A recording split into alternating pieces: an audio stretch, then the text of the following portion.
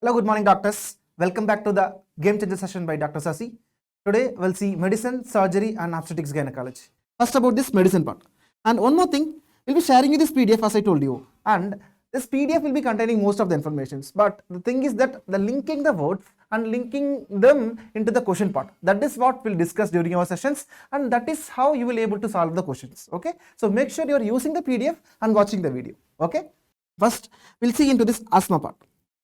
Okay, if you see about this respiratory system, the two important systems or three important systems in medicine, it is what? It is respiratory, cardiovascular, and endocrine. Okay, respiratory, cardiovascular, and endocrine. These are the three important systems that you should know for your FMGE examination. Fine. We know asthma, it will be having which type of curve in spirometry? Yeah, guys, the spirometry curve of this asthma, it will be scooped or it will be small in nature.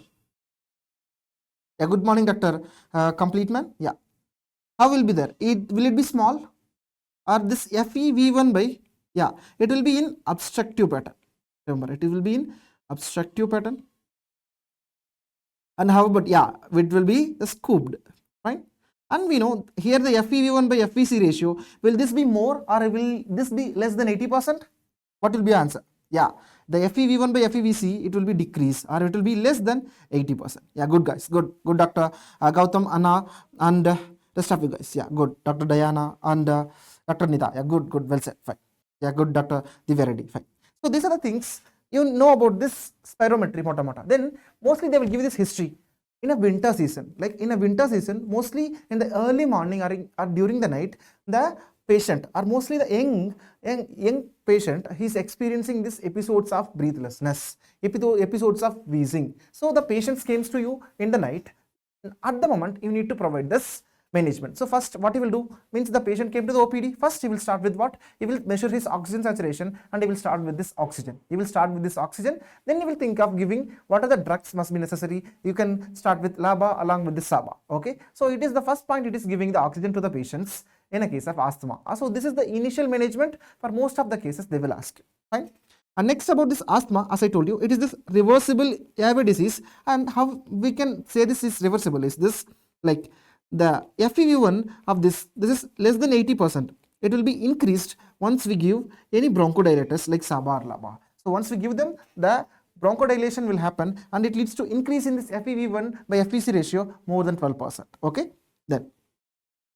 So initially there are few drugs we use. One of them is SABA. Okay, short acting beta agonist. What are the SABA drugs, guys?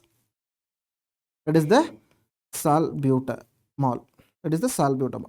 And next, we can use this LABA as well, like salmeterol and formoterol. So these are this LABA, guys. Yeah, this is known as, previously it is known as post bronchodilation test. Yeah, good guys. Then to decrease the mortality of these patients, then we can use this inhaled corticosteroid. So most of our management part will be this SABA, LABA and inhalatory corticosteroids. Okay. So first what we'll do, if there is episodes are very less or in initial stages, we'll start with low dose ICS. We know this inhalatory corticosteroids, what will do, it will decrease the inflammation part.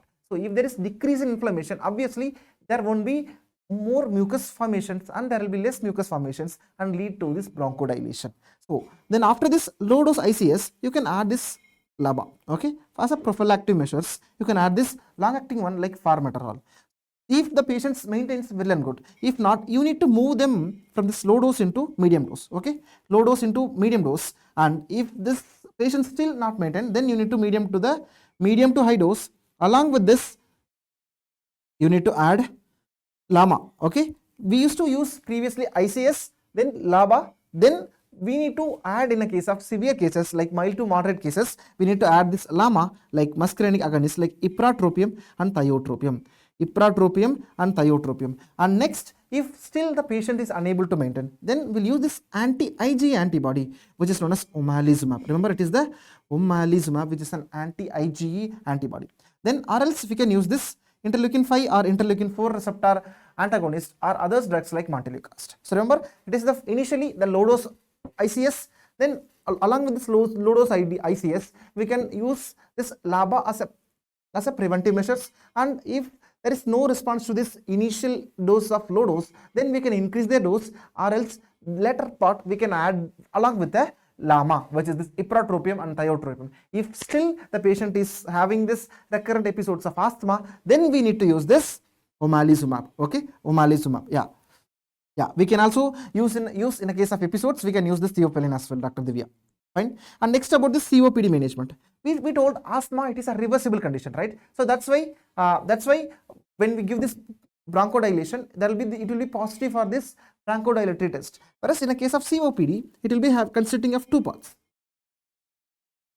emphysema along with chronic bronchitis. And we know this emphysema, it is what? It is this irreversible dilatation of, is it irreversible dilatation of which of the following? Is it bronchus or alveoli? It's especially the part of alveoli. It is the irreversible, it is the irreversible part of this dilatation. And in chronic bronchitis, it is also known as pink puffer. Pink puffers. Just remember. Okay, and then here, what is the management protocol they will ask you? We know there is a classification which we use for this severity, which is known as gold classifications, but here you need to know about this management part of the COPD. Initially, if there is only 0 or there is less exacerbations, in such cases you need to give this bronchodilators like LAMA or LABA on daily basis. On daily basis, you need to give them this bronchodilators. Whereas in a case of group B, okay, means in a case of group B, then like you need to give a long acting bronchodilators like LABA or LAMA. Okay, for example, if there is 0 or no episodes or very less episodes, then we'll consider giving only bronchodilator. Whereas in a case of 1 or moderate more exacerbations when compared to the 0 one, then we'll add a LABA or LAMA. Okay, on continuous basis. Here, if it is intermittent basis, if it is less, if it is more, we'll give in continuous basis. Then if there are more episodes, 2 or more exacerbations, or few of them leading to hospitalization, then what will go? You will give direct LAMA, or else we'll give LAMA along with LABA, our LABA, formoterol or like formoterol, or else we can add them with inhalatory corticosteroids and LABA. Okay, and mostly we'll use this instrument which is known as metered dose inhalers, like metered dose inhalers and oral drugs. Okay, in a case of very sick patients, then only we'll give IV steroids. Okay, so initially we'll use these drugs and along with this MDIs. Okay, usually it will be given as puffs and drugs. Okay, like LAMA, like in a case of LAMAs, we'll use them as oral drugs. So this is the management part you need to know about this asthma, because you know it is a reversible. You know about this bronchodilatory test. But what they usually ask is that what is the thing you will do? And can anyone tell me what is the drug which we use in a case of brittle asthma? Brittle asthma. The patient is having this brittle asthma episodes. In such a case of brittle asthma, what is the drug you will use? We studied in pharmacology. A good Dr. Divya, good Dr. Creations, like for P1 chance. Fine. So brittle asthma, it is what? It is this subcutaneous adrenaline. Yeah, good Dr. Punit, it is the subcutaneous adrenaline, or we call them as EpiPen, right? So we'll use this subcutaneous adrenaline for a case of brittle asthma. Okay, for in a case of anaphylactic shock, which type of adrenaline mostly will prefer? Yeah, no, remember in a case of anaphylactic shock, remember we'll give IM adrenaline, we'll prefer IM adrenaline. Whereas in a case of cardiovascular shock, you will prefer what? IV, remember, yeah. Good doctor. Brittle means like brittle means, you know, like it is again means it is tend to broke. Okay, it's tend to broke the patient. That's why it's known as brittle asthma. Okay, remember. Brittle means it is very fragile kind of brittle. Okay, remember. Yeah, severe attack. Then about this pneumonia, means mostly in a case of this pneumonia, they will give a typical history each for one thing. For example, there will be a patient who is presenting you with typical features of cough along with sputum expectoration. Okay, fine. And you asked, what did you do? He told nothing, sir. I was roaming here and there, and I got this cold, and this cold progressed to this, and now he's having this fever and episodes. Okay, fever and episodes along with this tachypnea. You took up this X-ray, and you will able to see the presence of lobar consolidations. Okay, consolidations. So they will give this typical history of fever, cough and cold, and they will, if you on X-ray you will able to see only one lobe of this lung is involved. If there is lobar consolidation, then you need to think of this typical pneumonia like community acquired pneumonia, which will be caused by this pneumococcus. So pneumococcus will be responsible for this community acquired pneumonia. Okay, community acquired pneumonia. Fine. Fine. Yeah, it is because of this streptococcus pneumonia. Then if you able to see this child means or any patients who is presenting with the same cough and expectoration, but here the patient is having this presence of pneumotocele formations. The questions it will be mentioning there is a formation of this pneumatoceles in his lungs, and the X-ray will show the same. So which of the following organism will be responsible for this pneumotocele formation? What will be answer, guys? Which of the following organism will cause this pneumotocele formation? It is what it is, the Staph aureus. Staph aureus. Okay, it is a Staph aureus. Remember, it is, we'll discuss about this PCP, but this is this Staph aureus which causes this pneumotocele formations. Whereas in a case of PCP or pneumocystis jirovecii, it forms cysts. It forms small cysts. Whereas if you see, this is very large. It is very large pneumatoceles, and sometimes this pneumatoceles can even rupture. Okay, once they rupture, they can cause pneumothorax. So remember, in history, pneumatoceles will be given. It will be suggestive of Staph aureus pneumonia. And next, you saw this alcoholic patient who is presenting with this red currant jelly photo.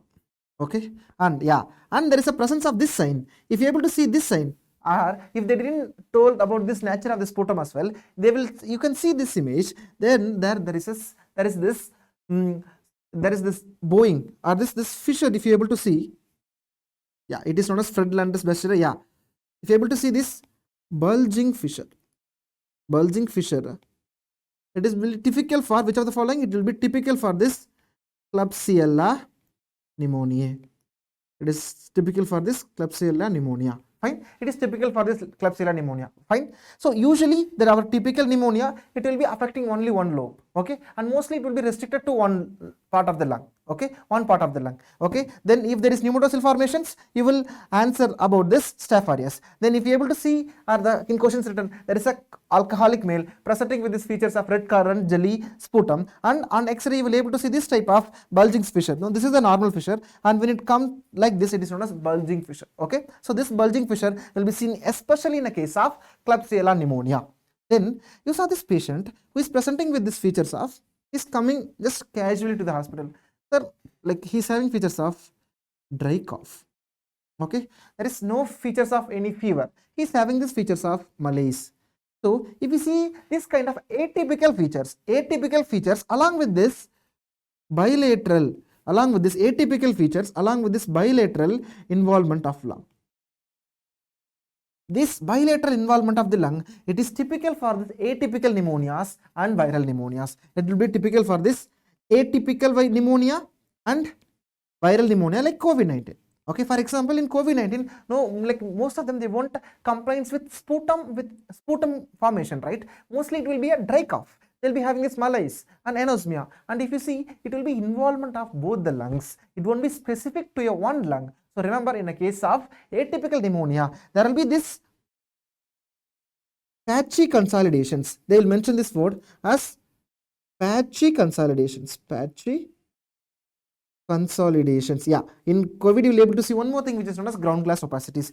Here in the case of atypical pneumonia, you will see this patchy consolidations or patchy opacities. Right. Yeah, good guys.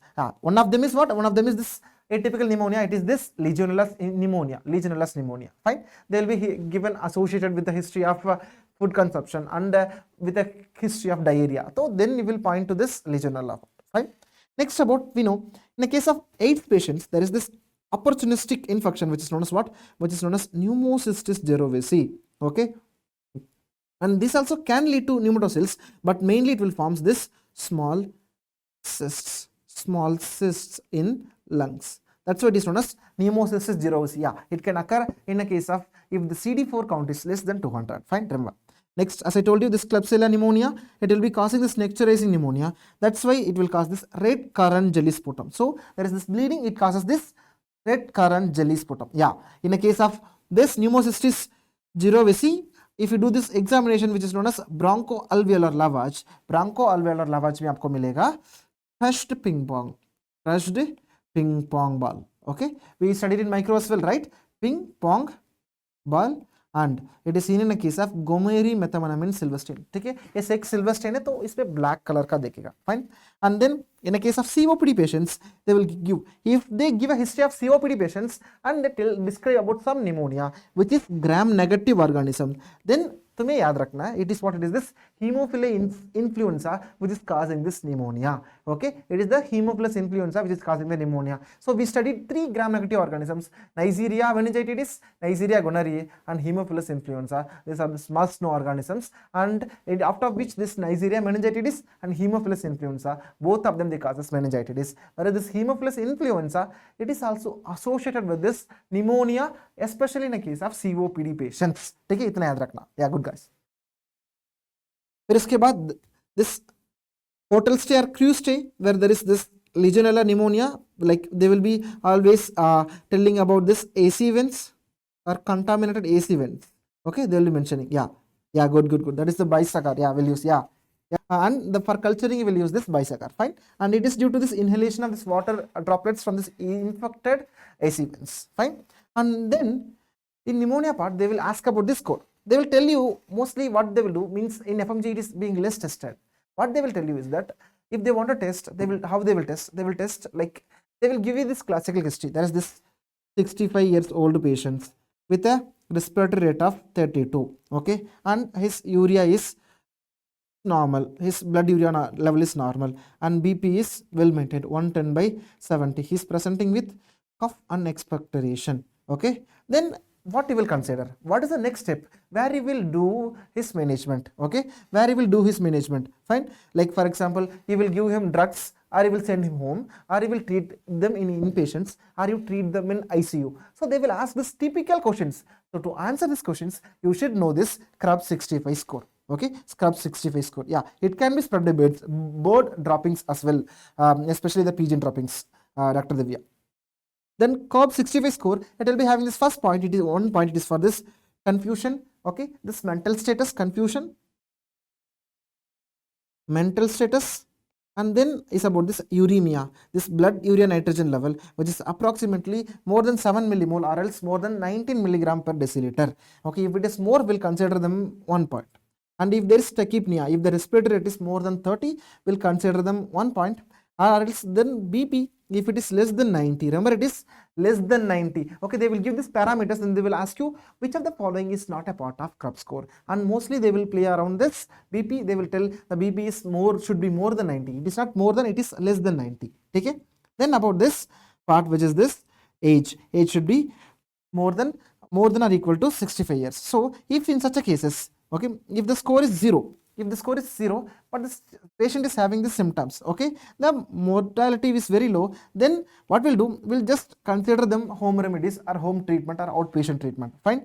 Whereas in a case of group 1 to 2, means one of them is present, like either mostly the respiratory rate will be more, okay, or else the age factor will be there. Then you need to consider 2 things. For example, in a case of group 2, means like 1 to 2 will be there, like 1 or 2 will be present, then you should think of this IPD management. Okay, IPD management. Here you need to consider this IPD management for a short stay.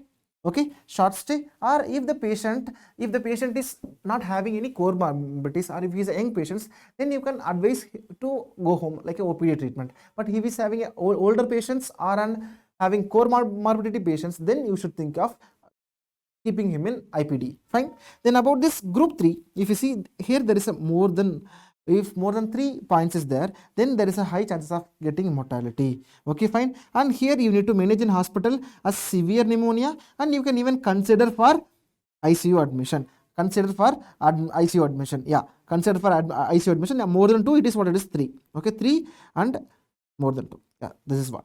Then what is the strategy we will use, or what are the drugs we will use? For example, in a case of outpatient management, we know the patient is outpatient, so we won't give injectables much. So we'll give, most of them, they are the oral drugs. These oral drugs, previously we used to give only amoxicillin. Now we give amoxiclav. We'll give this amoxiclav. Amoxiclav along with this macrolides like azithromycin, and along with this doxy. Okay, macrolides and along with this amoxiclav and doxy. Fine. And if the patient is having some comorbidities, for example, he is a old age patient or having some comorbidities, then we should consider giving some of this fluoroquinolones. Some of these fluoroquinolones like levofloxacin, moxi, and gemi. So all of them, they are this what? They are this respiratory fluoroquinolones like levo, moxi, and gemi. So it is what it is, the levo, moxi, and gemi. These are this respiratory fluoroquinolones, and we should give them, or we should add them if he's having comorbidities. Fine. Yeah. If there is detection of MRSA, like if there is none of this response, then we can think of MRSA. Right? Okay. So usually, like in a case of hospitalized patients, we can think of MRSA, and then we can start prophylaxis with vancomycin. Whereas in a case of OPD management, initially it should be the drugs, okay, which are used in a case of common populations. Right? The inpatient management. In the case of inpatient management, we can give any of these beta-lactam antibiotics along with this macrolides or respiratory fluoroquinolones, and we can try the injectables as well. Okay. In this injectable forms as well, and if we need, we can give oxygen supplement. So these are the things you can, you can use in a case of IPD management. So IPD management, it is especially for administering the drugs in IV line and along with this management of complications, because in some cases, if this pneumotocele, if rupture, then it can lead to pneumothorax. Then we need to be ready for the next step. So in such cases, to avoid complications, we'll make them in inpatients. And we know if the patient is old age and if he's having like comorbidities, then they tend to regress very soon. So okay, they will desaturate very soon. That's why we need to have this inpatient management. So the aim of this COP65 score, it is to decide this inpatient or management, outpatient management or ICU management. So that is the goal. So they will give you this score, then you need to tell this is the management part. Fine. And next about this respiratory distress syndrome. In a case of respiratory distress syndrome, mostly they will ask you to diagnosis. Here you will be able to see this type of white out lung. Okay, white out lung. Okay, white out lung. Okay, there will be this around this ground glass opacities with this white out lungs. It is classically seen in a case of ARDS, acute respiratory distress syndrome. See, this acute respiratory distress syndrome, will call them when if there is any worsening of respiratory symptoms within 1 week of this clinical insight, we'll call them as ARDS. Okay, and here you will be able to see there is this bilateral opacities which is consisting with this, which is usually not consisting with this cardiogenic pulmonary edema, which is not consisting with this cardiogenic pulmonary edema, and it will be having this white out kind of appearance. Okay, here since there is no cardiac involvement, here the PC, pulmonary capillary wedge pressure, it will be always normal. So they will give this point. How about this pulmonary capillary wedge pressure? It will be normal in a case of ARDS. Okay, whereas in a case of cardiogenic pulmonary edema, it may be elevated. Fine. About this ARDS, if you see, there are few ARDS you need to think. The classification, it is based on the PaO2 or FiO2. It is based on this PaO2 or FiO2. If you see this PaO2 or FiO2 classifications, there might be mild ARDS, moderate ARDS, or severe ARDS. The mild, here you need to see the ratio. If it is between 200 to 300, we'll call them as mild ARDS. If it is 100 to 200, we'll tell it is a moderate ARDS, or if it is less than 100 millimeter of Hg, then we'll call them as severe ARDS. They will give you these questions, like if there is a patient who is deteriorating within a week and the patient is having this PaO2 to FiO2 with a range of 200 to 300. So which of the following classification does this DRDS belongs to? Yeah, so it is what it is, this mild ARDS. It is the mild ARDS. Fine. So this is how they will ask in questions, and this is how you need to be answering it. Fine. That is how. Fine. We'll move on to the next part. And about this pleural effusion, we'll use this criteria to tell whether it is transitive effusion or exudative effusion. See, now you got a patient, or in question they classically describe, there is an X-ray given, and in X-ray you will be able to see this type of curve which is known as Ellis curve. If there is presence of this Ellis curve or along with this obliteration of this cardiophrenic angle. Okay, see, this is the lung. Okay, just means when there is this lung, if there is any fluid collection, we know the dependent part, like whenever you pour some water, the water will go on this dependent part. If you see, the dependent part is here. So which is this cardiophrenic angle or costophrenic angle. Okay, CP angle. So around this place, if you see, around this place only this fluid will go and collect. So if there is any fluid collection here, it will go on first affect this angle. That's why there will be this obliteration of CP angle, or there will be a blunting of this CP angle, remember. So this angle blunting will be shown because of this pleural effusion. So if there is any angle blunting, if it is small, it will show like that. But if it is a large collection or if it is a large pleural effusion, it will be formation of this curve. This will be the X-ray and this will be the lungs. Here you will be able to see this type of curve formation. Okay, we'll see in a case of surgery I will show you. It will be like kind of, yeah, it will be kind of curve which is known as Ellis curve. And this Ellis curve, if we see, then we need to know what is the reason for this pneumothorax, or what is the reason for this pleural effusion. For example, you got a case and you should tell, right, this is the cause for this pleural effusion. So in such scenario, we'll use this light criteria and we'll tell, yeah, this is because of this condition, or this may be because of this conditions. Means like, for example, like you saw this pleural effusion, now you took up a needle and you did this thoracocentesis and you withdrew some fluids. Okay, and now you need to know whether these things will recur or what is the etiology for this. Once you treat this etiology, then only this will regress. Okay, so decide this which type of pleural effusion will use this criteria, which is Slide's criteria. So transidative means it is just water, whereas exudative means it is the water with proteins. It is water with proteins. Like for example, transidative means, remember, it is like a green tea, whereas this exudative means green tea with doodh. Okay, green tea with the milk, or this normal tea with the milk. So remember, it is how the differentiating. So in a case of exudative, remember, it is exudative, you will be having presence of proteins. In a case of exudative, you will be having the presence of proteins. Fine, and that is how you will differentiate. So see, as I told you, then exudative there will be proteins. Okay, yeah, yeah, that is how, like, the example should be related to us. Fine, then only you will able to remember. Yeah, in there you will see, like, there is more protein, matlab iska andar doodh hai, matlab there is a fat. So if there is a fat, then you will think of, yeah, it is exudative, it must be exudative. So if you see in the case of here, there is this protein. So if there is more protein, if the protein is more than 0.5, see, remember, P for protein, P for punch. So it is the protein which is punch, so it is 5. So if you see, if this exudative pleural effusion, it is more than 0.5. Whereas in a case of transidative pleural effusion, it will be less than 0.5. Okay, then we need to consider this LDH enzyme. Okay, LDH enzyme, we need to do two things. First, we'll anonymously we'll measure, like, what is the level of LDH. If the LDH it is more than, then we'll tell it is an exudative. Then we'll compare this LDH along with our serum LDH. So if it is more than 2/3, then we'll tell it as exudative. Remember, exudative में सब कुछ excess होता है, ठीक है? Exudative, the everything will be excess or everything will be more. Okay, so it is what? It is this exudative one. Yeah, that's true. Because of this protein parts, this exudative may form the formation of clot, whereas in a case of transidative, there will be no clot formations. Good, Dr. Puneet. Fine. Yeah, so remember, it is exudative, it is more than P for protein, P for punch, it is more than 0.5, whereas in a case of LDH, it is more than 0.6 and more than 2/3 of the serum protein. Okay, upper limit of the normal serum LDH. So itna yaad rakhna. Fine. So the examples include in a case of hypoalbuminemia, matlab when there is low proteins, the proteins will tend to hold the water. So agar proteins come hai, or if there is any liver damage, because of this there will be no protein protection. So in such cases there will be this transidative pleural effusion. So followed by which, for example, in a case of nephrotic syndrome, हम पढ़ेंगे उसमें there will be a loss of proteins. If loss of proteins, खून के अंदर protein नहीं रहेगा. अगर खून के अंदर प्रोटीन नहीं रहेगा, means if there is no proteins inside the blood, then nobody will catch and hold the water. ठीक है, इतना याद रखो. Then in a case of congestive heart failure, the heart is unable to pump and there will be increase in this pressure which is known as osmotic pressure. Okay, osmotic pressure.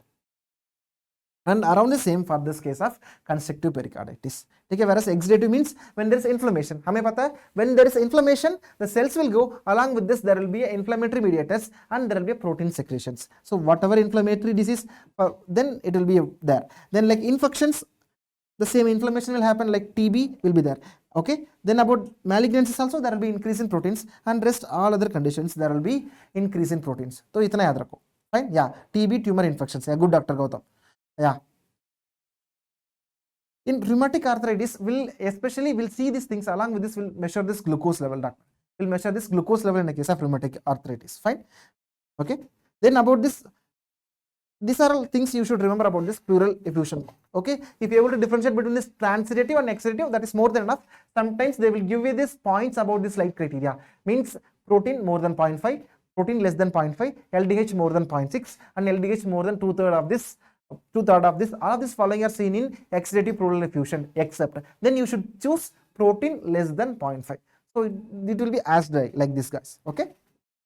Then we'll move on to the cystic fibrosis. Recently they started testing about the cystic fibrosis. Okay, mostly it will be asked from either pediatric part or medicine part, and what they will focus on this, you know, these things, what are this, how it will be diagnosed. Like there will be a history of chronic cough, and there will be a history of what, there will be a history of sinusitis, and there will be a history of bronchiectasis. So all of these things, they are the classical features for this cystic fibrosis. But now they will, what they will test, yeah, it is this due to the mutation of CFTR gene, which is located in the chromosome number 7, and we know this is an autosomal recessive condition. Yeah, good, guys. And yeah, when you kiss them, it will be very salty. Okay, when you kiss them, it will be very salty because the salt won't get into the secretions. Like for example, here very interesting part. Okay, we try to include this salt in secretions. लेकिन ये secretion में नहीं जाएगा, तो इसीलिए if there is no salt, there will be no water, so the secretions will be thick. Include sodium not included in salt. Okay, not included in salt. Okay, rectify. Else I will write clearly. If sodium is not entered or secreted in secretions, we know if there is no sodium, then there will be no water. So this mucus will be very thick. There will be this thick mucus. Whereas in a case of salt, it means in a case of sweat, if you see, it won't stop secreting, or if you don't accept the chlorine. So remember, it is salt, it is not secreting into the secretions. Whereas in a case of sweat, this salt will be more. So that's why we'll use a test which is known as sweat chloride test. And when you kiss them, it will be salty. They will be salty. Okay, so remember. Okay, they won't be sweetie, they will be salty. Yeah, good, guys. Yeah, salty baby. Okay, it is not rowdy baby, it is salty baby. Fine. And next, if you see the clinical features, like what are the diagnostic criteria I will use? Like it should be anyone, and along with this, any one of this. For example, there should be some of the clinical features. Like for example, there should be this bronchiectasis, there will be chronic infections, or there will be features of some infertility. And along with this, or either there will be history of cystic fibrosis in the sibling, or there will be a positive newborn screening. There will be a positive newborn screening for this cystic fibrosis. Okay, for newborn, we'll use this method which is known as immunoreactive trypsinogen. Remember, for infants, for screening, we'll use this test which is known as immunoreactive trypsinogen. Okay, it is the one criteria. Either there should be a clinical features, or any of their siblings should be positive for it, or the newborn screening with this trypsinogen should be positive. So any of these three one. Okay, then any one of this following test, for example, either this sweat chloride test, which should be more than 60 millimole per liter, or on 2 or more occasions, or 2 mutations detected in the CFTR gene. Okay, and we know this is the CFTR gene, the mutation at the level of delta F508. Okay, it is the most common mutation. So either there should be this sweat chloride test, it should be positive on 2 or more occasions, or there should be 2 mutation which is being associated with this CFTR gene, and we know the most common one, it is this delta F508 mutation. And or else there should be one more potential which is known as nasal transepithelial. In nose, we'll keep between these 2 epithelium and we'll compare the potential. So it is known as abnormal nasal transepithelial potential difference. If they are positive, then any one of them will consider. So there should be one historical one, and along with this one test findings. Okay, this is the 2 things we'll use. And next, for this treatment, we know we can give this enzyme replacement therapy, and also we can use this drug which is the Evaceftal. Right? And next, about this types of respiratory failure. Okay, there are 4 types of respiratory failure, out of which you will be always having this confusion between this type 1 and type 2. See, the type 1, it is this hypoxemic, means there will be a decreased level of oxygen. Okay, whereas in type 2, it is this hypercapnic, there will be increased level of carbon dioxide. Okay, so if you see here, there will be a decrease in carbon dioxide here, but there will be decrease in oxygen, which is the main pathophysiological mechanism in the case of type 1 respiratory failure. So remember, it is type 1. Why it is kept type 1? Because oxygen is more important than carbon dioxide. That's why if it is less oxygen, it is classified as type 1 respiratory failures. Fine. And if it is type 2, it is what? It is this hypercapnic or increased CO2. Which of the following trick, Dr. Sonali? Then if you see, in the case of type 1, as I told you, it is decrease in oxygen. In which of the following there will be decrease in oxygen? For example, if it is related to the lungs, if any disease which is being related to the lungs, then there will be what? There will be decrease in oxygen exchange or diffusion of these gases. So, what are the diseases which is related to this lung parenchyma especially, which includes this pulmonary edema, where there is fluid collection, or there is ARDS, or there is recently studied pneumonia, or any pulmonary hemorrhage, or any collapse of the lung. So, all of them, they are this pulmonary parenchymal problems which causes at the parenchymal level, so that if there is any issues, then this oxygen or this gas, they won't diffuse into this blood, so there will be decreased oxygen. So it is known as type 1 respiratory failure. Okay, whereas in the case of type 2 respiratory failure, there is what? There is increased carbon dioxide. We know carbon dioxide has been, it should be come out of the lungs, but in some cases, for example, if the patient is not respiring or using his muscles completely, then some of this carbon dioxide may reside in,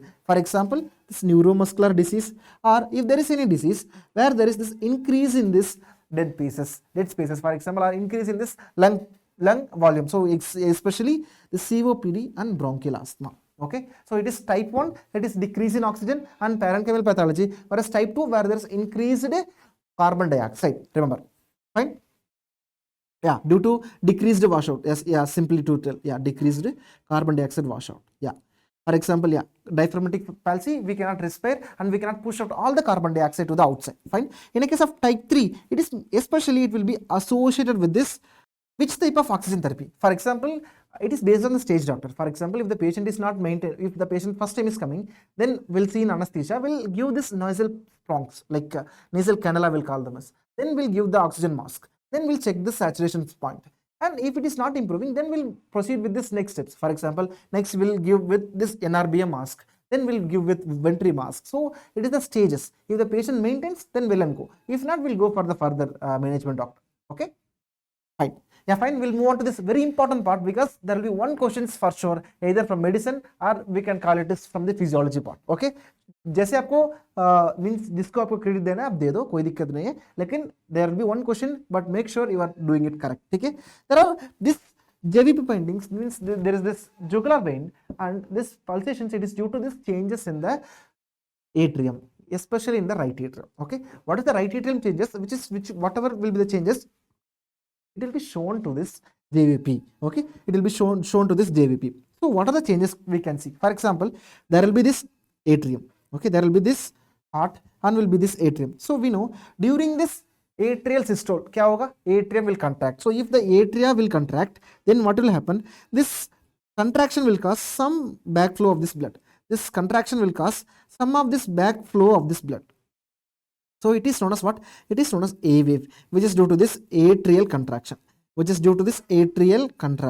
Fine. Once atrial contractions, we know, then what will happen? Then this atrial blood will go to this ventricle. Okay, it is the final push. So the atrial blood will go to the ventricle. So then the pressure of the atria will decrease. That's why it is mentioned as X. Okay, X.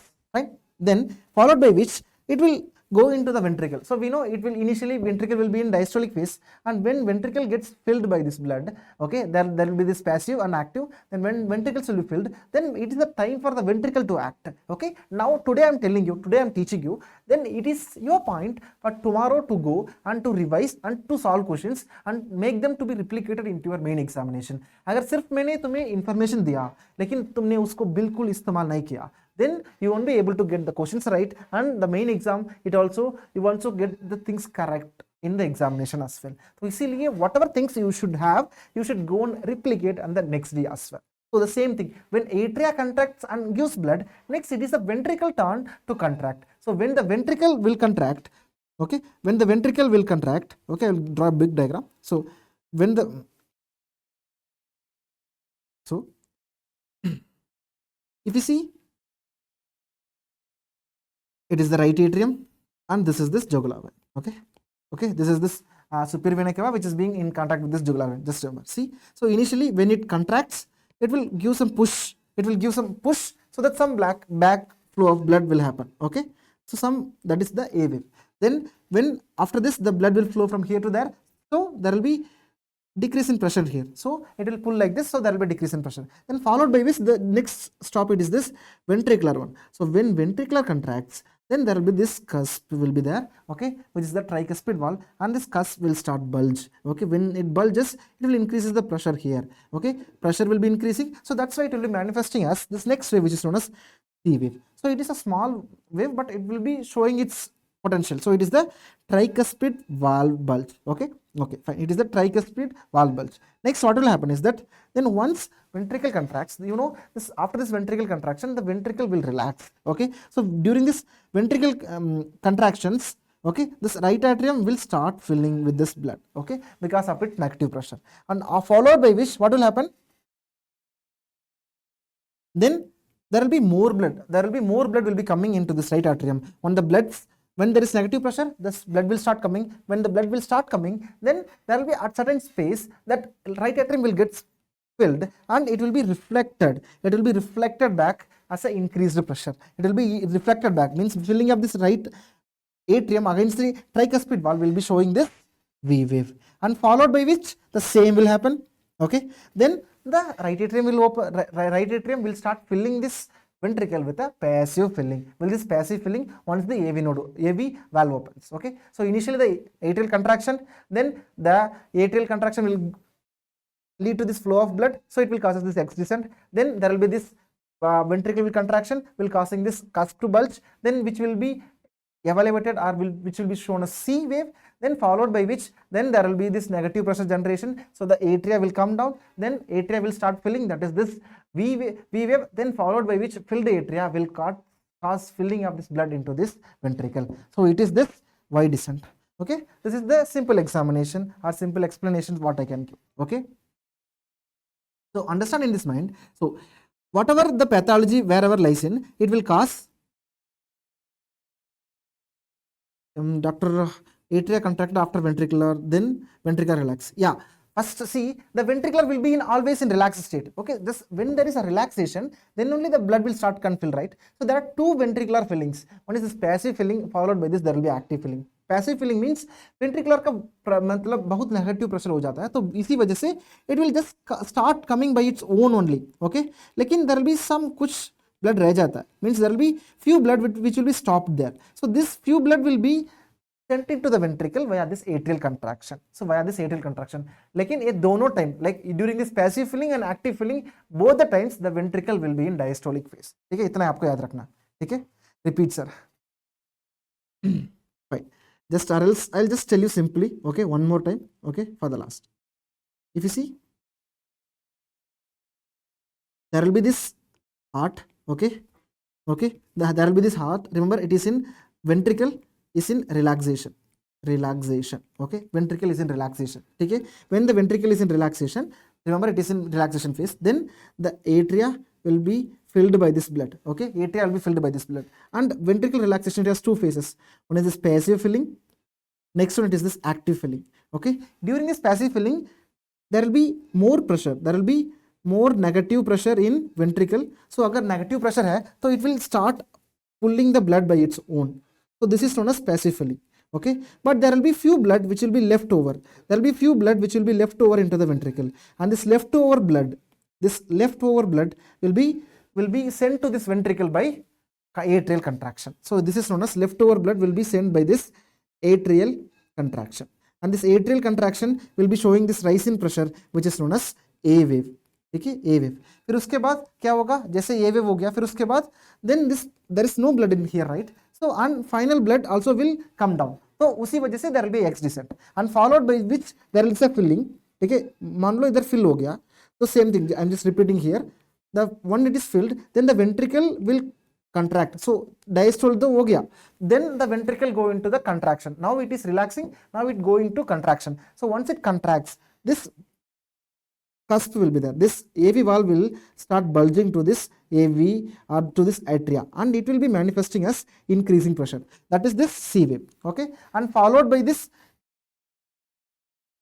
ventricular contraction. जैसे ventricle contract किया तो blood it will go into this aorta. Okay, blood it will go into this aorta, this side it will go into this pulmonary artery. So once this blood goes, then the ventricular will become negative pressure, then it will ek niche khichega, then when it will pull down, then this blood from this JVP, it will come into this atrium, it will come into this atrium. So once the blood come into the atrium, it is this X dash, and it will be start filling, and after some level this will start showing the resistance, that is this V wave.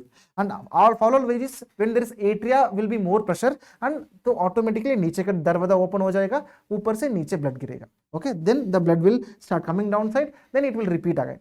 So this is one, this is the simple one. So ventricular contraction and ventricular relaxation आपको थोड़ा बहुत समझ में आना चाहिए. अगर mostly अगर आपको ये थोड़ा फिर भी कंफ्यूजन हो रहा है, just rewatch this time step for after the class. Okay, fine.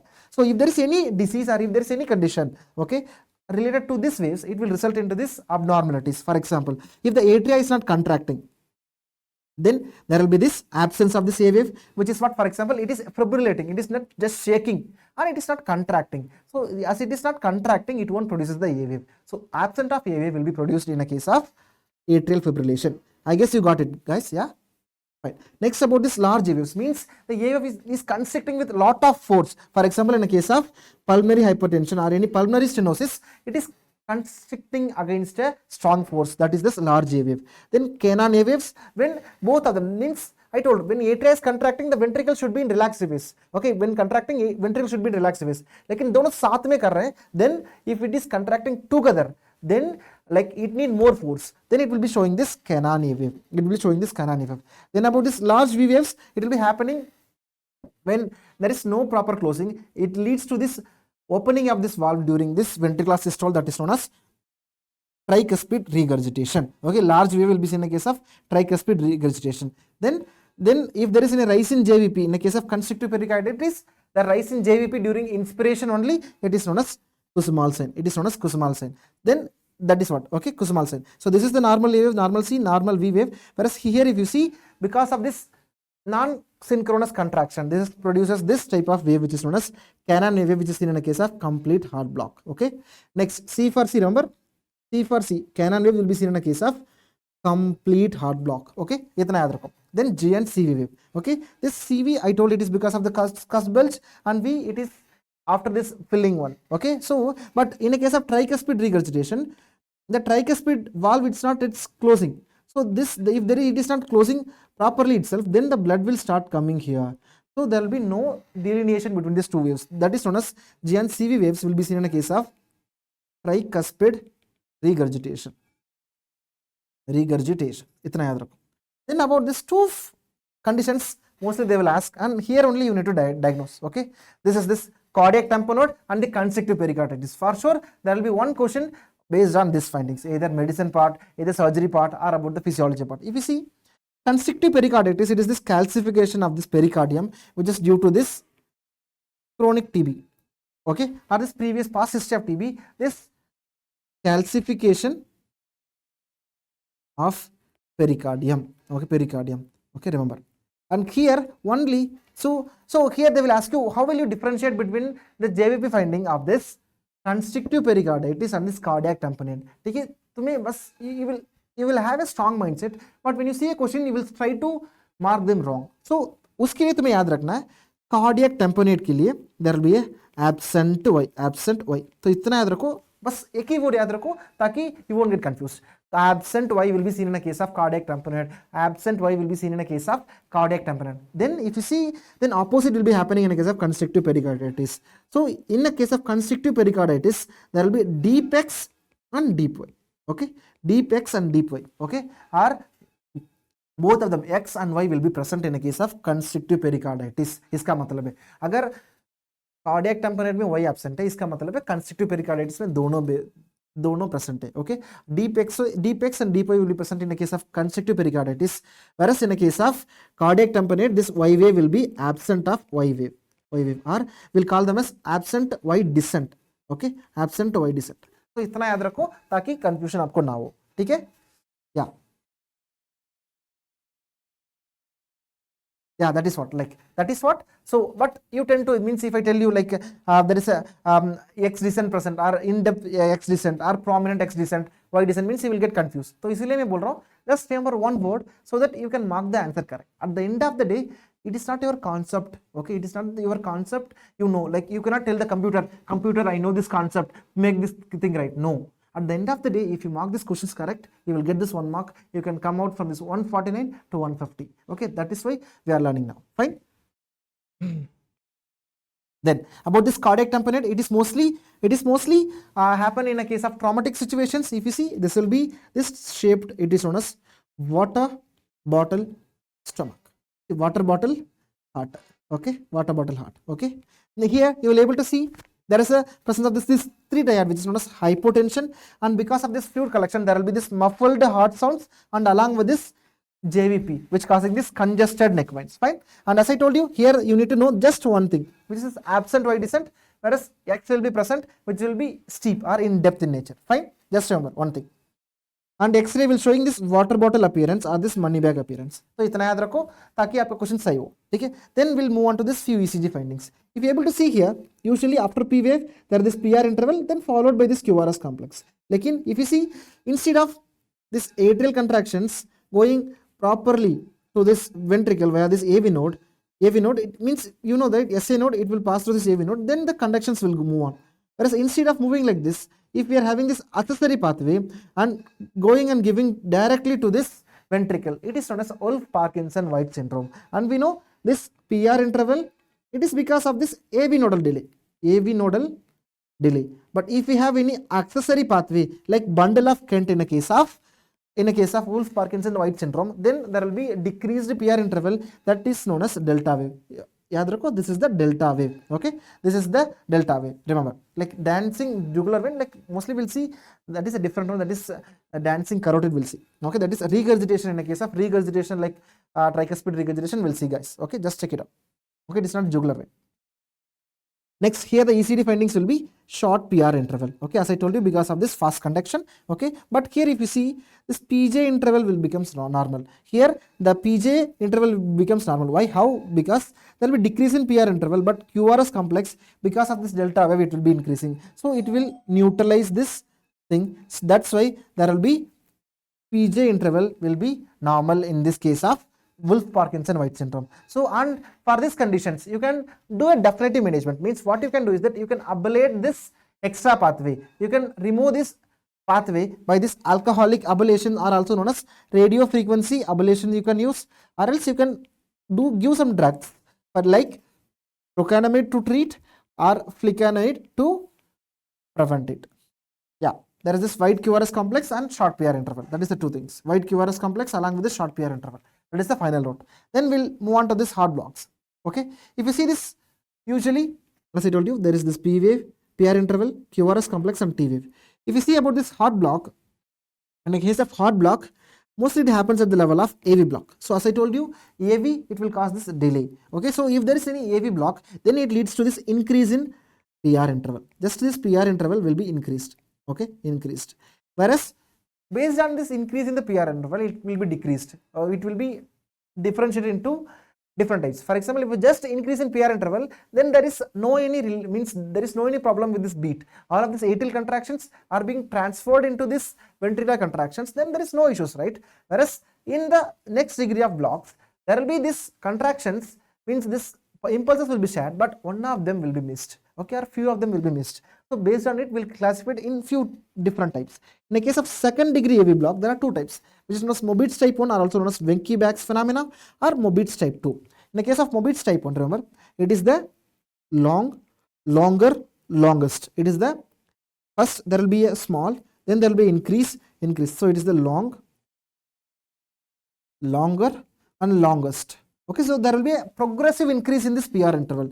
There will be this progressive increase in the PR interval, and along with this there is a drop bit. Okay, there is a drop bit. See here, there is this PR wave, this is the T wave, and this is the P wave, and again the P wave starts. There is missing of QRS complex is missed. QRS complex is missed. Okay, this is how this Mobitz type 1 block is.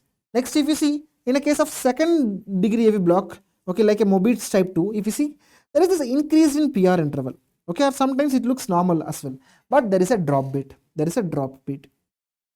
Means it is not progressively increasing, there is already constant. So if there is a constant increase around the normal, and along with this a drop bit, we'll call them as Mobitz type 2 type of block. It is Mobitz type 2.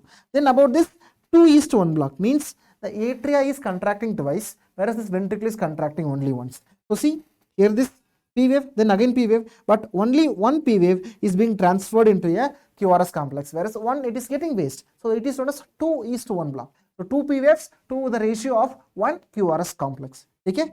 Then we'll see about this third degree AV blocks. Third degree AV blocks means U and UIX. Means previously you have in relations, but now you don't have no relations.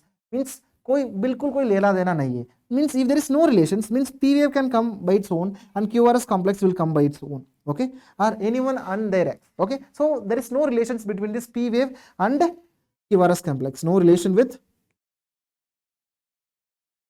P and QRS complex. A good doctor 9 and QRS complex. Okay, fine. That is what that you need to remember. Fine. We'll move on to the next part about this cardiomyopathies. Usually this cardiomyopathy, especially they will ask about this HOCM. In HOCM, they usually have this history of this young athlete who is going for this sprint run of 200 meters. While running, means he want to show this attitude, so he is running very fastly, but suddenly he collapses into the ground. So he suddenly collapses and on spot he dies. Collapses and he dies. And it can be associated with this family history as well because of this chromosome 14 involvement. So in the case of HOCM, it is what? It is hypertrophic obstructive cardiomyopathy. So it is obstructing the flow of blood. Okay, it is obstructing the flow of blood, remember. And here if you are able to see, there will be two things. There will be this septal hypertrophy along with this left ventricular hypertrophy. Okay, leading to this left ventricular outflow tract obstruction. It will be causing this left ventricular outflow tract obstruction. Okay, when there is no outflow of blood, obviously the patient will go into hypotension, then followed by this arrhythmia, and the patient will die on the spot. Okay, on the spot they will die. Yeah, the murmur will be increasing and will survive. Correct, guys. Okay, remember. Then if you see, this is the increase in this septal wall, and this ventricular wall will be increased. Next, there will be this banana shaped cavity. Okay, there will be this banana shaped cavity, and the defect, it is what? It is not because of mainly the systolic one. The defect is this, mainly it cannot hold much blood, and on long run it won't even pump that small amount of blood as well. Fine. Yeah.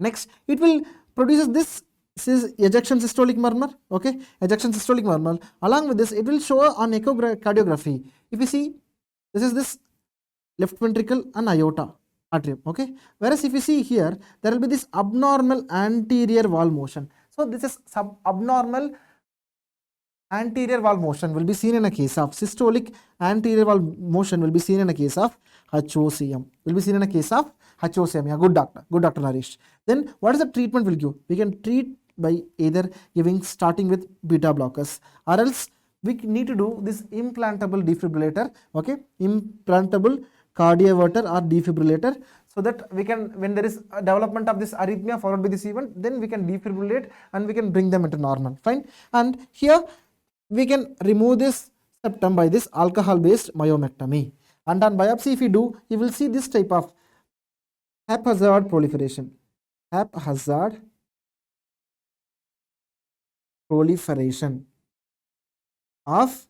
myocytes, which is known as helter-skelter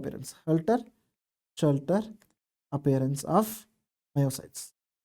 Yeah, good guys. Fine. We'll move on to this next part, which is this dilated cardiomyopathy. Mostly it is seen in a case of due to titin mutations, and it produces this double beating pulse, which is known as dicrotic pulse. Okay, double beating pulse which beats in both systole and diastole, it is known as dicrotic pulse. Then this restrictive cardiomyopathy, it is due to this tafazin gene mutation and seen in a case of amyloidosis and sarcoidosis. And here we will also see this Kussmaul sign, which we saw in a case of constrictive pericarditis as well. Fine. And next, if you see, there is a syndrome which is known as Naxos syndrome. There will be presence of this right means arrhythmogenic right ventricular tachycardia, and along with this there is the presence of woolly hair and hyperperitosis of this palms and soul. So this is known as Naxos syndrome. This is known as Naxos syndrome. Then about this important point, which is this MI. Okay, in MI mostly they will ask you about this diagnosis, management, and sometimes they can ask you about this complications part as well. Fine. So to diagnose a MI, there will be this few features, like there will be this STEMI and non-STEMI. Means there will be ST elevated MI and non-ST elevated MI will be having this T wave inversions. Fine. Along with this ST elevated MI, you will able to see there is this hyperacute T waves or hyperacute T waves.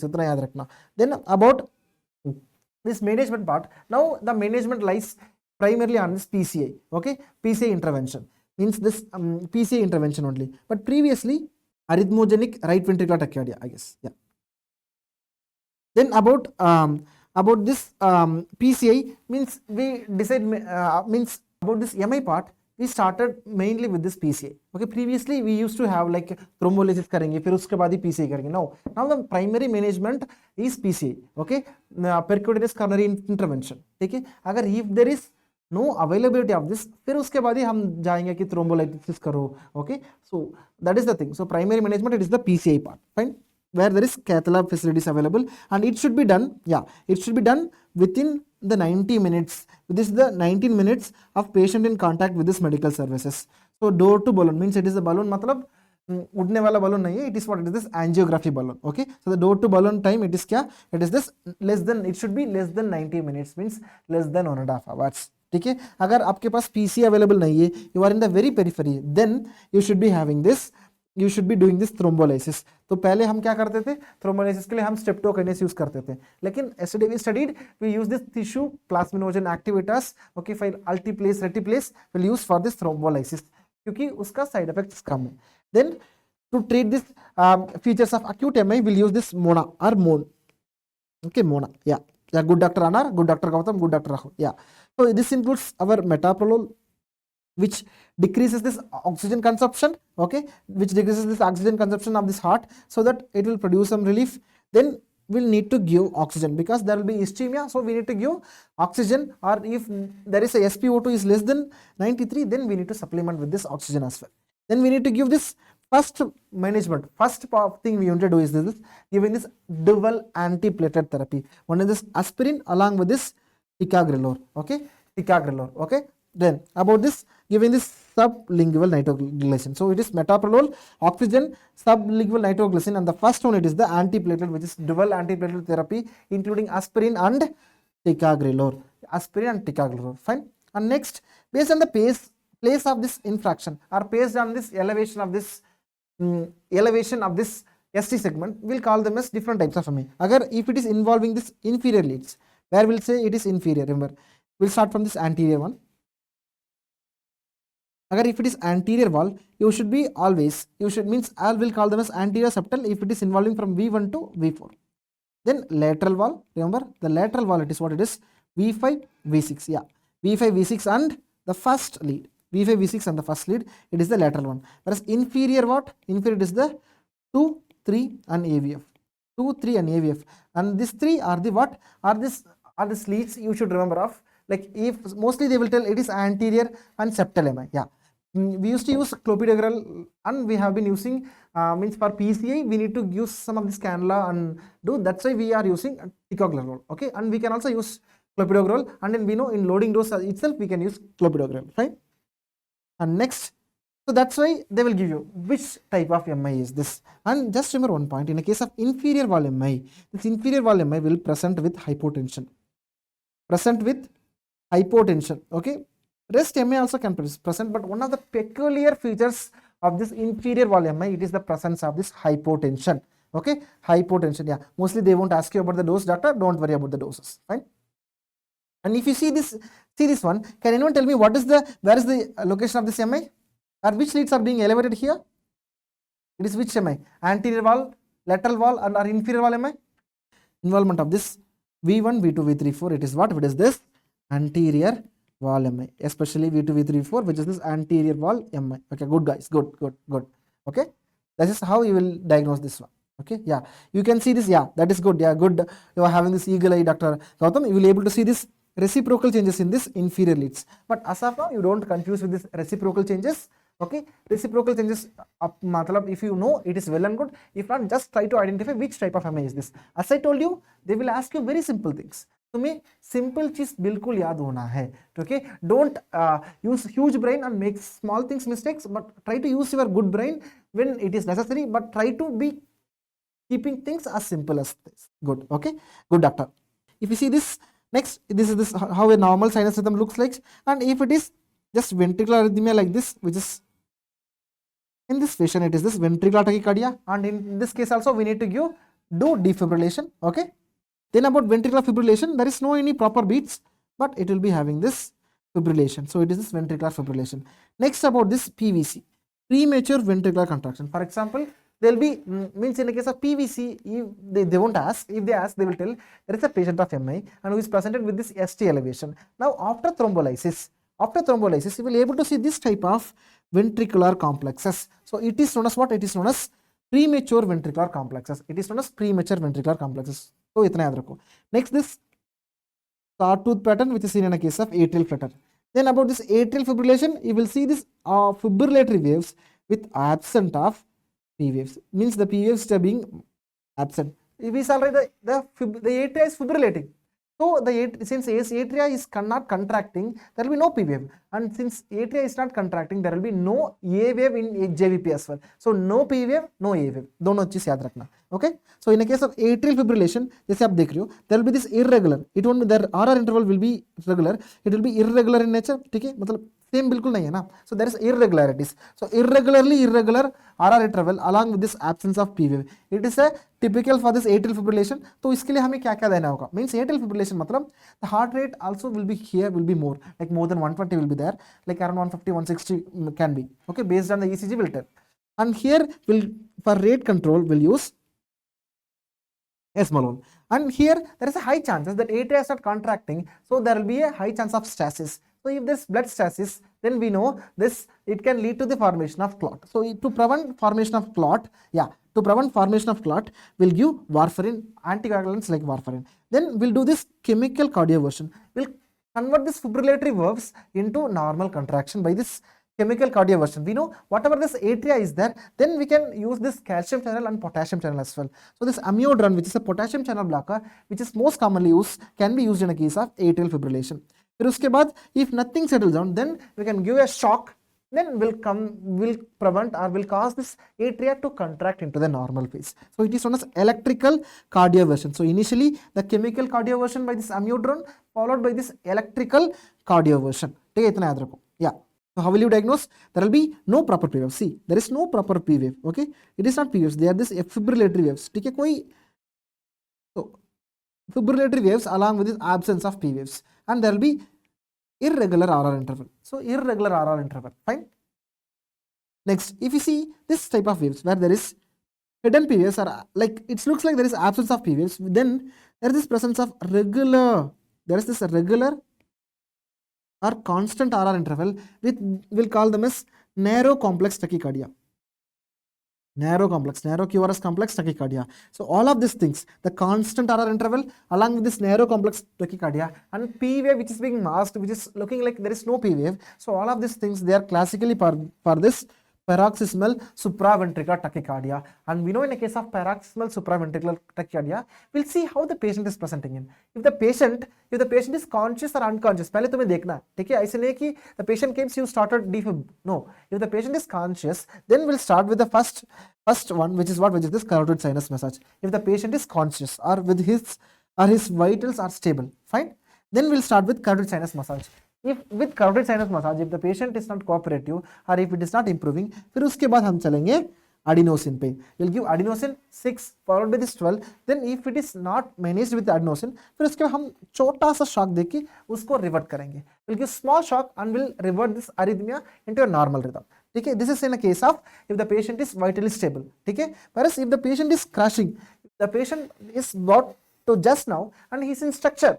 Okay, it is in he's in structure and you don't know what to do, and the patient's vitals are non-recordable. So in such cases, you will start with this synchronized DC shock because you won't know when to give, right? So you will tell the machine, yeah, when you find this rhythm, just give this beat.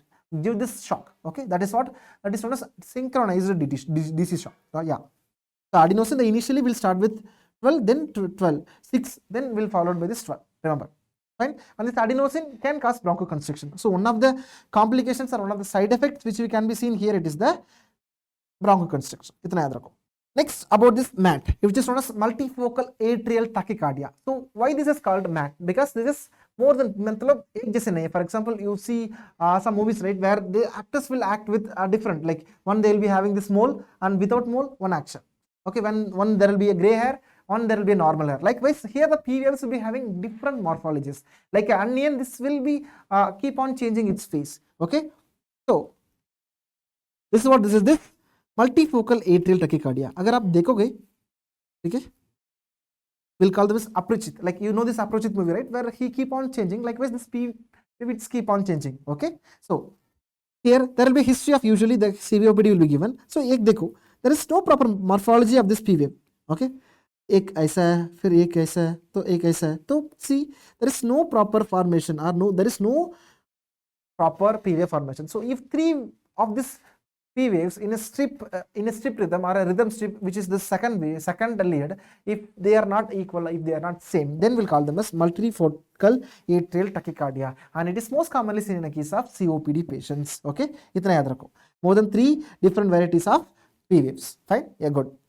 Then ischemic drug of choice be verapamil. Okay, then we saw this atrial flutter, where the same sawtooth pattern we saw, and for this also we'll use this rhythm control esmolol, anticoagulants, and ibudilide, and low intensity DC shock.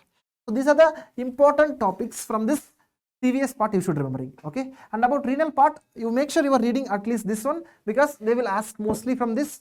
Sometimes they will go and test very few new topics, and make sure you are reading this ABG analysis from the physiology part. Okay, that is from this renal part. If you see about this staging of the CKD, they will ask about, like, if the GFR is 90, what is the stage? If it is what, it is the stage 1. So it is what, it is 30. Next, minus it to 30, it is stage 2. Then minus it to 15, 15. So stage 3, stage 3B. Then minus it to again into 15. Okay, it is 30 to 15, it is stage 4. And if it is less than 15, we'll call them as stage 5. Okay, see these are the stages of this chronic kidney disease, how they are being staged. Okay, so just have a orientation. Next, about acute kidney injuries. Like acute kidney injury means the kidney is getting injured. They will ask you what is the etiology of this injury. For example, kidney is getting injured because of some factors causing injury to the kidney, or किसी और की वजह से. Means, for example, you will be living in a room, okay, where you will be disturbing your friends. Okay, you will be disturbing your friends, and because of you, your friend will not be studying. Okay, because of you, your friend will not be studying. So here you also not studying, and your friends also not studying, and your friend is not studying, it is because of you. So whatever changes happening in the kidney because of others, it is known as pre-renal or before the renal, or there will be some post-renal change also, but we'll usually converse between this pre-renal and renal. For example, if there is a decreased blood supply, is it the problem of kidney?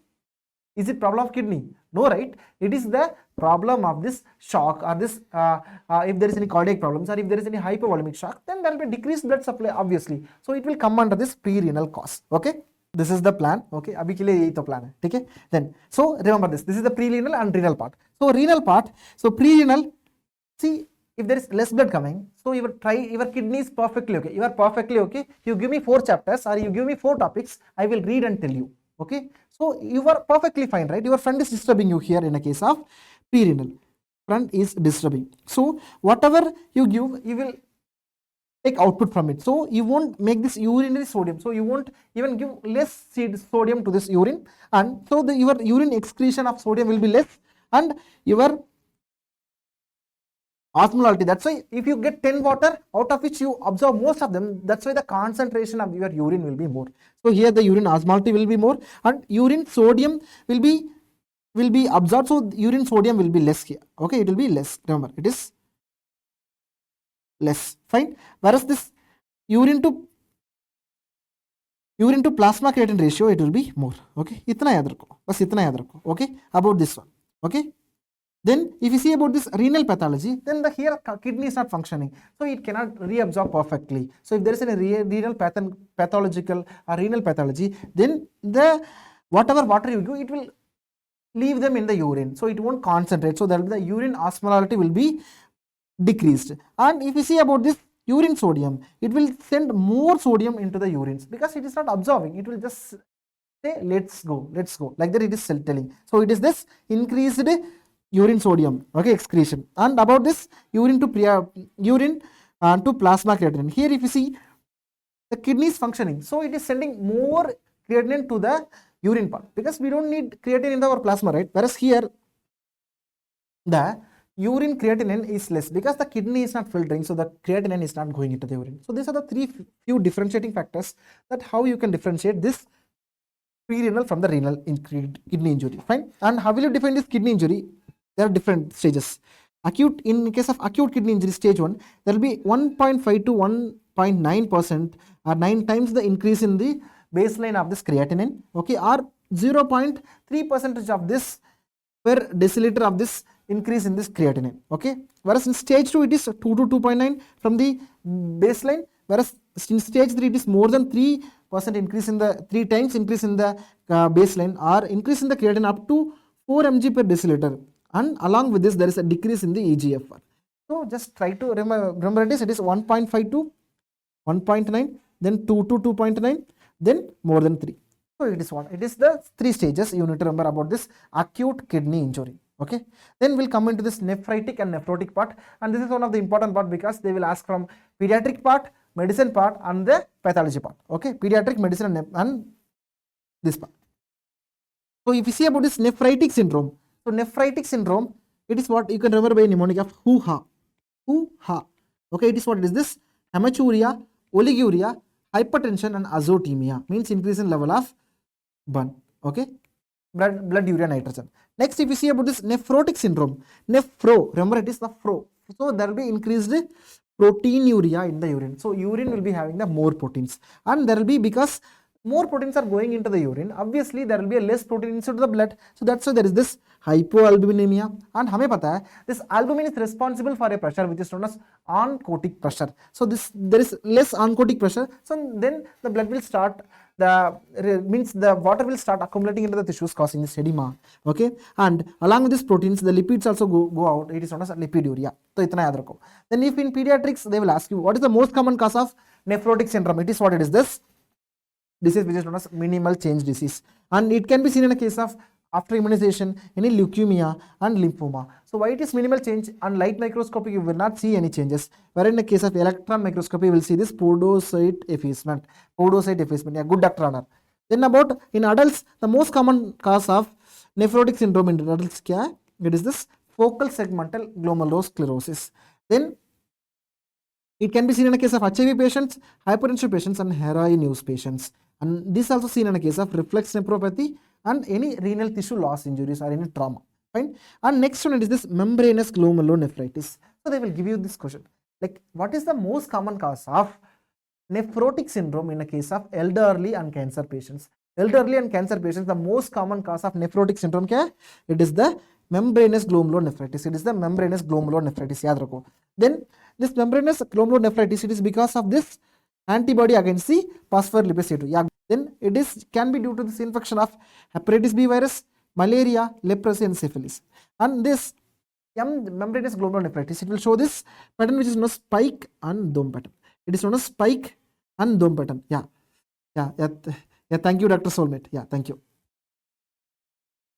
Then about this MPGN, remember this is MGN, this is membranous glomerulonephritis. If someone is coming in between this MGN, then it will separate them. So remember it is as MPGN. So P is coming in between this MGN, so it is causing the separation. So it is known as tram track appearance. So it will cause tram track appearance of this basement membrane on the biopsy part. So MGN, it is the most common cause of this nephrotic syndrome in elderly and also cancer patients, whereas it will show spike and dome pattern, whereas MPGN, remember MPGN show tram track pattern. Okay, so treatment of this mostly it will be this steroid responsive, will give the steroids especially.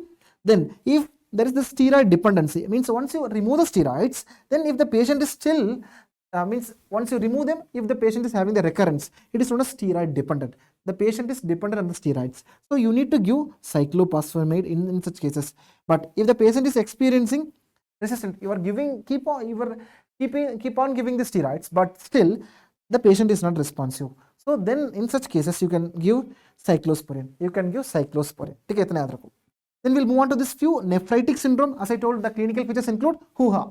What are the hoo-ha? It is hematuria, oliguria, hypertension and azotemia. Hematuria, oliguria, hypertension and azotemia. And the most common cause of nephritic syndrome in children, it is what? It is this PSGN. PSGN, it is the most common cause of nephritic syndrome in children. Okay, and we know there will be a history of sore throat, and yeah, good Dr. Gautam, there will be a history of sore throat followed by 14th day there will be a presence of this cola colored urine. Okay, cola colored urine, which is this hematuria. Okay, and there will be a positive of, yeah, it is this group A beta hemolytic streptococcus infections. Fine, and there is this anti-DNase antibody positive, and here you will be able to see this subepithelial humps. Whereas in the case of adults, you will see this disease which is known as Burgess disease, which happens 4 days after. Means they will tell 4 days before the patient had a sore throat. If they tells 4 days before, means you will think of this Burgess disease, and in Burgess disease there will be this IgA deposition, and it can be associated with this phenolksanilin purpura as well. Next one, it is known as RPGN. There you will see this crescent formation in this glomerulus. There you will see this crescent formation in the glomerulus. So RPGN, you will see this crescent formations. There are different types of RPGN. One of them is type 1, it is this Goodpasture syndrome. Type 2, it is this HSP, SLE and PSGN. And type 3, it is the Pasuman like vaginous granulomatosis. Or vaginous mein tumhe yaad rakhna, it is due to the C ANCA positive. It is positive for C ANCA. Okay, this is about this nephrotic and nephritic syndrome. So followed by this, we'll move on to the next part. Okay, you need to remember about this RTA, renal tubular acidosis. So type 1, type 2, there is no type 3, that is the type 4 we need to know. Okay, type 1, remember 1 per stone. Okay, 1 per stone. Okay, 1 per stone. So here in the case of type 1, there will be formation of this stones. There will be formation of this urinary stones. And there will be features of this hypokalemia. There is a features of hypokalemia along with this urinary stones, which will be seen in a case of type 1 type of renal tubular acidosis. Whereas in a case of type 2, remember second alphabet, which is this type B, which causes this bicarbonate urea. The bicarbonate in the urine, the bicarbonate will flow in the urine. It is a type 2. So second alphabet is B. It is this type 2 which causing this bicarbonate urea. Or इसमें भी आपको decrease in the level of potassium. So decrease in the level of potassium. Whereas in type 4 में बस आपको ये इतना याद रखना है, there will be increase in level of potassium. There will be increase in level of potassium, and okay, that's it. That just remember these things so that you can differentiate between whether this is type 1, type 2 or type 4. Okay? Yeah, Churg-Strauss syndrome. Yeah, Churg-Strauss syndrome will show this P ANCA, and other like there will be microscopic polyangiitis. It may also show P ANCA positivity. Fine. Then we'll move on to the next part about this rheumatology part. Yesterday also we yesterday or day before yesterday we studied in pathology, right?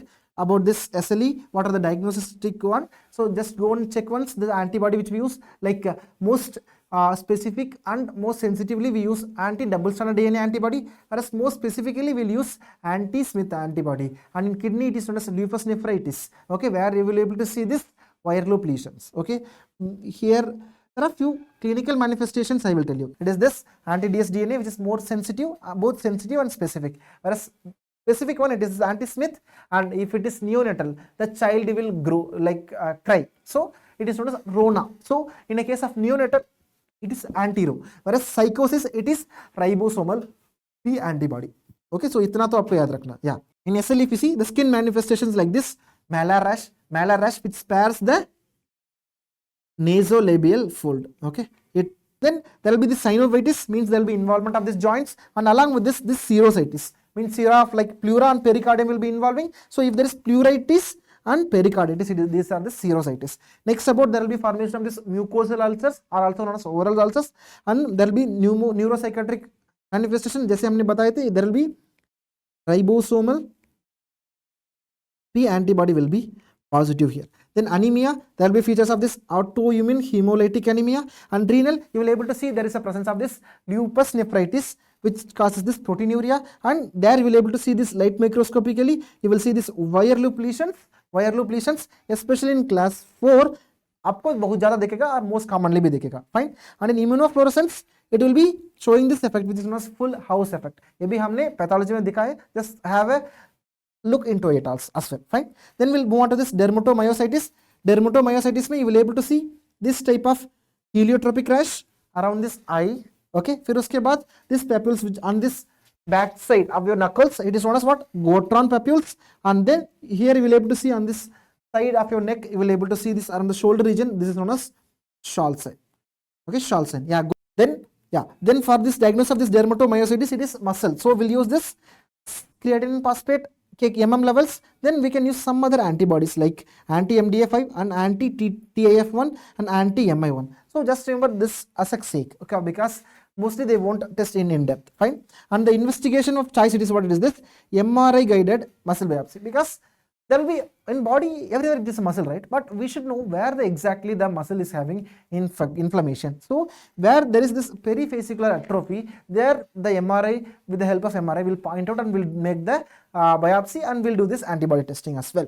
Fine, just remember. And there is one more condition which is known as limited scleroderma. See, in a case of scleroderma, there will be this stretching of the skin which may lead to this formation of this type of ulcers. Okay, this is causes because of the stretch ulcers. Fine, and here you will be able to see, right, the skin is shining. Why it is shining? Because it is pulling, means it is having this sclerosis. That's why the skin will be shining. It will be shining. It will be shining. Yeah, it is the mechanic hand which is having this papules, which is known as, means the dry hand which is known as mechanic hand, and this is what, this is this Gotron's papules. Okay, it is the Gotron's papules. Gotron papules. Remember. Next, about this limited scleroderma. In a case of limited scleroderma, there will be positivity for this anti-centromere. So it is centered or it is limited to something. So that's why it is anti-centromere antibody positive. And there will be manifestation which is classified as crust, C-R-E-S-T, crust. So there will be this calcinosis, Raynaud's phenomenon. There is three things. There will be a pallor followed by this cyanosis, then redness. There will be this PCR, pallor, cyanosis and redness. And the diagnosis of this Raynaud's phenomena will use for treatment, will use this calcium channel blockers. There will be esophageal dysmotility causing this dysphagia, and there will be this sclerodactyly. We saw, right, sclerosis of this duct, like the fingers. Okay, then there will be a telangiectasia, means dilatation of the superficial vessel. And next, about this headache, there will be one question for sure, and we also studied the same about this management of this migraine in pharmacology as well. So make sure you are reading it once more so that it will be in your subconscious mind and it will be in your active memory. Fine. And this headaches based on it, like for example, in the case of tension headache, it will be like a band formation. Okay, migraine, it will be mostly of unilateral and will with other characteristics. And sinus, it will be in the midline, or if it is frontal sinus headache, it is at this level, which is mostly known as office headache. During the office hour it will happen. And hypertension, it will be mostly occipital in nature. Fine. Whereas this cluster headache, it will be retroorbital in nature, and it will be having the features of tearing, blushing and all other features. Okay, there will be this retroorbital pain, and it will even wake you from sleep. So they will have this classical history. The patient is presenting with this history of headache, and this headache has been persisting for few hours, and the patient even complains that this headache has wake him up from the sleep. This headache has wake him up from the sleep. So this is the typical description of this cluster headache.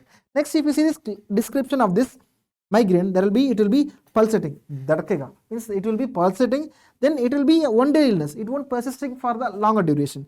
Then it will be unilateral in nature, but ek side mein hoga. Then it will be associated with this nausea, and it will be causing this disability in their character. Okay, disability in the character.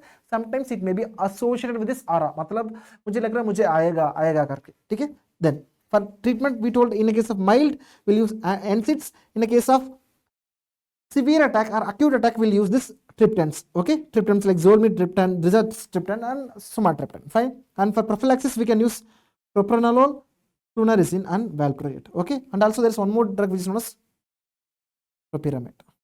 Okay, topiramate. Okay, remember. Next, about this cluster headache, I told you it will be having this typical retroorbital pain along with this tears, nasal stuffiness. Fine. And for this cluster headache, we need to give this oxygen therapy, and along with this sumatriptan, mostly it will heal. Mostly it will reduce it. Fine. Then there is one more, lidocaine will be used in a case of SUNC, and paroxysmal hemicardia will use this NSAID, which is this indomethacin. And we know this indomethacin we also use in a case of patent ductus arteriosus, or हमें पता है ductus arteriosus, it is a sixth arch artery on the left side. ठीक है, इतना याद रखो. Like starvation period, if it is exposed to loud sound, if it is exposed to some sort of smell, all of them, they are this predisposing factors to the migraine. Right? That I will write the explanation to. Respiratory. Then about this Guillain-Barré syndrome. Then about this Guillain-Barré syndrome, if you see, it is due to the antibody, which is this anti-GM1 antibody. Okay, and it will be causing this symmetrical flaccid paralysis. It is not spastic paralysis. It will cause symmetrically ascending, means it will be from the lower limb, it will be ascending up from lower limb, then upper limb. So it will be ascending symmetrical, bilaterally symmetrical paralysis, which is due to the involvement of this GM1. Okay, and it is most commonly involving this 7th cranial nerve. Okay, it will, yeah, below, from the below to the upside. Then one of the commonest form of this Guillain-Barré syndrome, it is known as ADP, acute inflammatory demyelinating polyneuropathy. And one of the characteristic features from the other type of paralysis, it is what it will be sparing this bowel and bladder. It will spare the bowel and bladder. इतना याद रखो. And then lumbar puncture, when you do, means when you do this lumbar puncture, there will be this albuminocytological dissociation. Okay, there will be antibody against this, means GM1. So we know it is antibody. Antibody भी क्या है? It is a protein. So if there is more antibodies, तो क्या होगा? It will go and increase the level of proteins in the CSF. अगर CSF में protein को ज्यादा करेगा, मतलब means it is more proteins when compared to the usual cells. So it is known as albuminocytological. Along with this proteins albumin, and there is this cytological, the cells are having dissociation. Usually cells थोड़ा ज्यादा रहना चाहिए, लेकिन इसमें protein ज्यादा रहेगा. It is known as albuminocytological dissociation. ठीक है, इसको ट्रीट करने के लिए हम स्टीरॉइड्स यूजुअली प्रेफर नहीं करेंगे, हम देंगे IV इम्यूनोग्लोबुलिन. हम देंगे, क्या देंगे? हम IV इम्यूनोग्लोबुलिन. ये भी एंटी, मतलब it is an autoimmune disease, but we prefer using this immunoglobulin. ठीक है, इम्यूनोग्लोबुलिन याद रखो. Then about this disease, which is this myasthenia gravis, हमने पढ़ी थी. myasthenia gravis, it is a type 2 hypersensitivity reaction, or also what, it is a type 5 hypersensitivity reaction as well. ठीक है, type 5. yeah, we can, instead of IV immunoglobulin, we can try plasmapheresis, but we prefer less steroids. बस इतना आपको याद रखना चाहिए. हम plasmapheresis भी कर सकते हैं और IVIG भी दे सकते हैं, लेकिन हम स्टीरॉइड्स नहीं देंगे. Plasmapheresis. If you see this myasthenia gravis, there will be what? There will be this antibody against this acetylcholine receptor. हमने देखे थे, तो it will be the type 2, especially it can be classified as type 5 hypersensitivity reaction as well. ठीक है. Then there will be this asymmetrical ptosis. तो क्या होगा? सुबह सुबह में उनको अच्छा लगता है, फिर उसके बाद जैसे ही, means like there will be starting of this symptoms with a progression of time. It is known as diurnal variation. There will be presence of this anti-acetylcholine receptor antibodies and anti-musk antibodies. ठीक है. Then now on this clinic itself, you can do a test which is known as ice pack test. When you keep the ice pack, it will cause this relieving of the symptoms, which is known as ice pack test. Yeah, you are welcome, Dr. Bharat. Then the investigation of choice which we use here, they will ask you, what is the investigation of choice? Is it anti-acetylcholinesterase antibody, or is it anti-musk antibody, or is it multi-fiber elastography? Your answer should be what? Your answer should be single fiber. Your answer should be single fiber electromyography. It is the, yeah, towards the end of the day, towards the evening, it will be worsening, guys. So the investigation of choice, it is what it is, this single fiber electromyography. ठीक है. And then repetitive nerve stimulation means, मतलब जैसे आप बार बार उसको छेड़ते रहोगे, when you start stimulating them, then there will be a decreasing response. तो इसीलिए वो सुबह होकर, मतलब how during your preparation part, right? जैसे when you drink a tea or something, your eyes will be like this. Then later on, when you start listening to the class, your eyes will start closing. Okay, so this is the same as the myasthenia gravis. So when we start giving more information to you, you also tend to close your eyes and try to sleep. The same here, when you give multiple responses, or when you give responses for this continuously, this leads to this progression of the symptoms. इतना याद रखो. Yeah. So the diagnosis is single fiber electron myography. इतना याद रखो. Then for this treatment, हमने pharmacology में पढ़ा था. It is what it is this pyridostigmine. It is the pyridostigmine. लेकिन atropine poisoning के लिए हम physostigmine यूज करते हैं. atropine के लिए physostigmine, here it is pyridostigmine. और एक ड्रग यूज करते हैं इसको डायग्नोस करने के लिए, उसको बोलते हैं penicillin test. We already written in pharma as well. It is this endothelium. ठीक है, endothelium. ठीक है. Then about this, there is some cases it is associated with this thymus involvement. तो इसलिए हम इसको, हम इनका अगर thymus है उसमें हाइपरप्लेशिया हो सकता है, तो इसलिए हम इनका thymus को निकाल देंगे. ठीक है. And the treatment of choice of for just involvement of this ocular myasthenia gravis causing this process, it is this steroids are azathioprine. steroids or azathioprine. Good. Then we'll move on to this condition which is known as multiple sclerosis. Fine. Then we'll move on to this condition which is known as multiple sclerosis.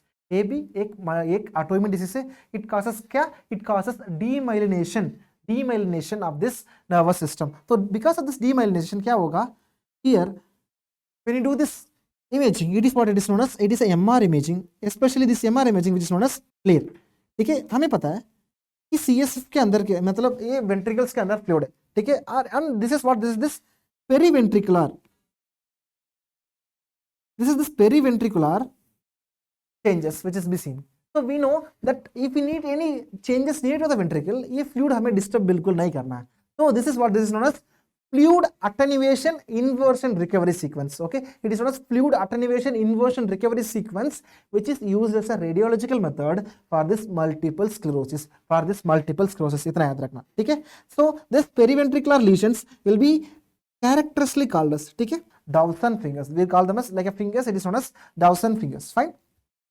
Then in female, in this multiple sclerosis, mostly it will present as optic neuritis, which causes this sudden loss of vision, and it can also present as in neuromyelitis optica kind of spectrum disorders. Okay, there will be this kind of tingling sensations will be there along with these features of optic neuritis.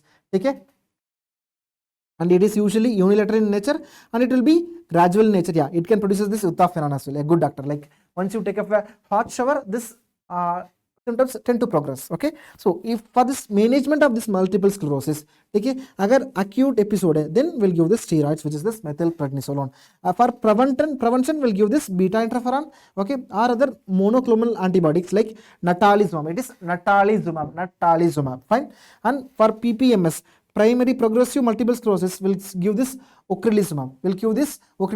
Fine. So in a case of prevention, we'll give this beta interferon and natalizumab, whereas for PPMS will give this ocrelizumab, whereas for secondary progressive multiple sclerosis will give this siponimod. Okay, so just remember this 2-1. Prevention will give natalizumab, whereas PPNS will give ocrelizumab. Okay, these two drugs remember for sure. Fine. And this is about this multiple sclerosis. Okay, then we'll move on to the next part about this type of meningitis. This is the must know topics. There is 3 subjects integration. Which one? Microbiology, pediatrics and medicine. Microbiology, pediatrics and medicine part. So here you will see there is the usual history of this meningitis. There will be fever, headache, neutral rigidity, and sometimes there will be this projectile vomiting, or there will be simple vomiting as well. Okay, and if there is rash which is being seen along with this will be typical for this Neisseria meningitis. So this is the organism level, whereas we need to differentiate whether it is which type of meningitis, whether it is TB one, fungal one, viral one, or bacterial one. So mostly your differential diagnosis should be lined within 3 things: TB, viral and bacterial. See about the bacteria, we know this bacterial infections, the neutrophils will increase. So here in a case of bacterial, there will be increase in levels of polymorphonuclear neutrophils. ठीक है, PMNs, polymorphonuclear neutrophils. Yeah, good Dr. Quinine, good Dr. Gautam, good Dr. Anna. Yeah. So there will be increase in level of polymorphonuclear neutrophils, and we know this neutrophils and this bacteria, especially this bacteria, they will consume lot of sugar. That's why the sugar will be low. So in a case of bacterial, you need to know there is this increase in neutrophils. ठीक है, neutrophils.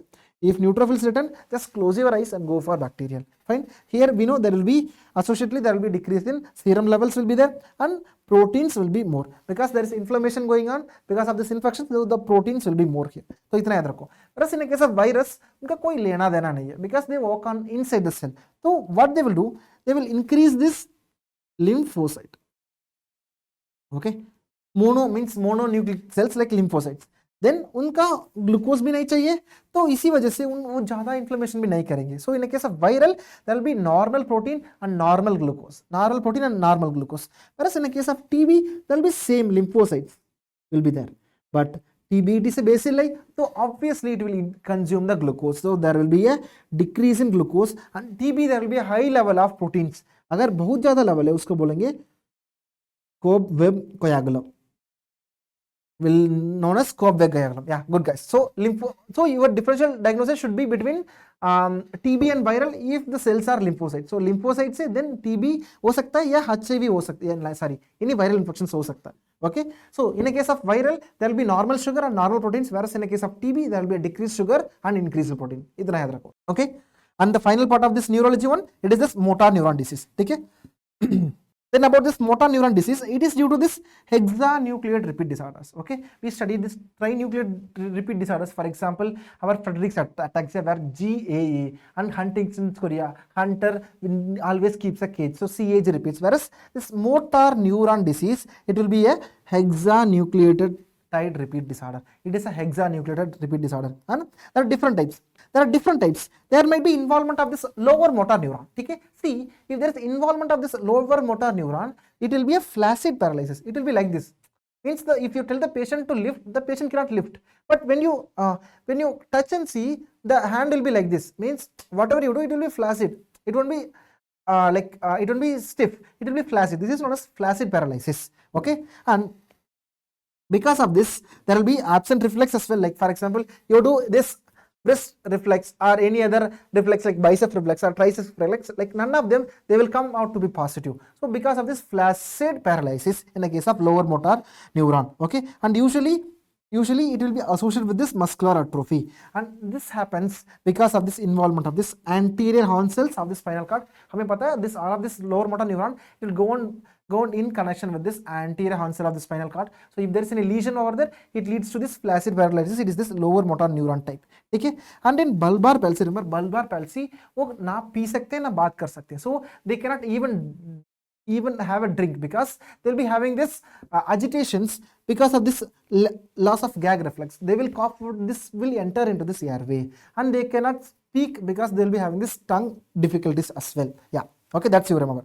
Next, about this upper motor neuron type, there is also paralysis, but upper neuron type, it will be of spastic paralysis. When you try to give pressure, and you need more pressure to relieve this paralysis. So it is known as spastic paralysis. Okay, it is known as spastic paralysis along with this brisk reflex. Okay, and it is related with this primary lateral sclerosis, which involves this corticospinal pathway. It involves mainly this corticospinal pathway, which is a sensory pathway. फिर उसके बाद आते हैं lower motor neuron disease and upper motor neuron disease, दोनों साथ में होते हैं. वो बोलते हैं कि amyotrophic lateral sclerosis, which is a type of motor neuron disease, which is we see in a case of like Stephen Hawkins में उनको था. ठीक है, he had this thing. Okay, remember.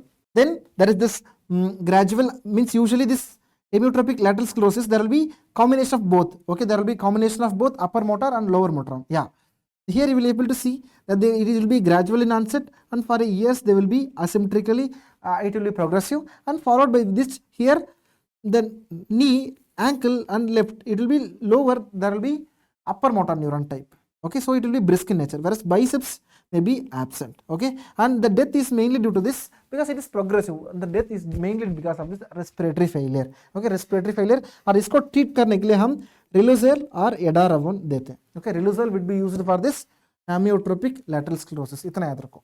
Okay, so this is about this CNS part, and we have small GIT and hepatobiliary, and followed by this we'll have this endocrine part. Fine.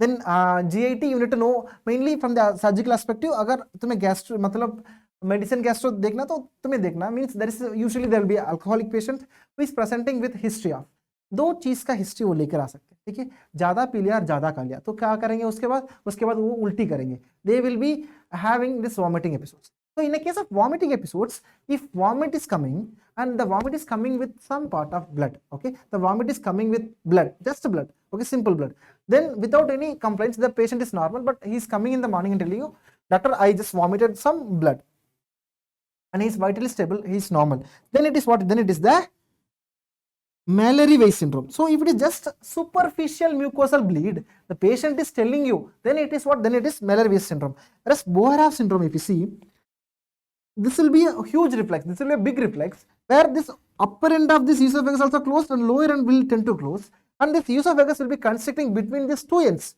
So when there is a constriction in between two ends, this esophagus tend to rupture out.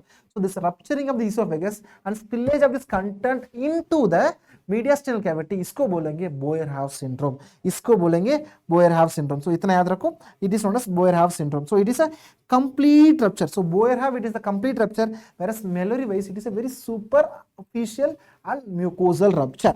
ठीक है, mucosal rupture. तो इसलिए if it goes into this mediastinum, it will be having this Hammond crunch sign. It will be having this crunching sound. Okay, just याद रखो. Okay, and this Mallory Weiss this Boerhaave syndrome can be associated with this transferring of this esophageal content into the mediastinum. तो mediastinitis cause सकता है और lung infection भी cause करा सकता है, or it can come into this air can come into the superficial tissues, then can cause subcutaneous emphysema.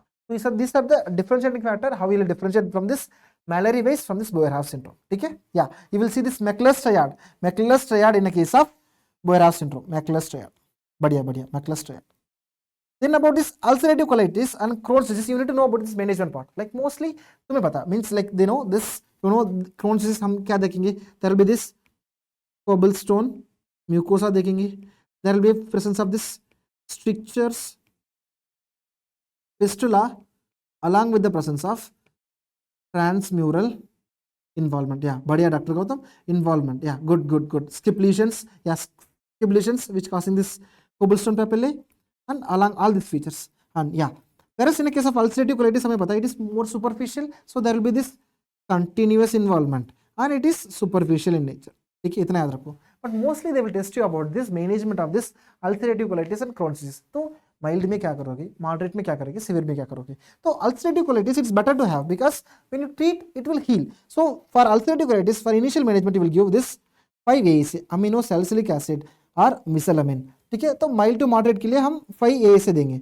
अगर थोड़ा और चाहिए तो then we give 6 mercaptopurine or azothioprine, then the antibodies like adalimumab and cyclosporin. So it is from this mild to the moderate we can test. Whereas in the case of just severe episodes of this ulcerative colitis, तब हम steroids देंगे, इतना याद रखो. और else अगर इसमें भी ठीक नहीं हो रहा, हमें पता है कि the most common cause of this ulcerative colitis it is the involvement of the rectum.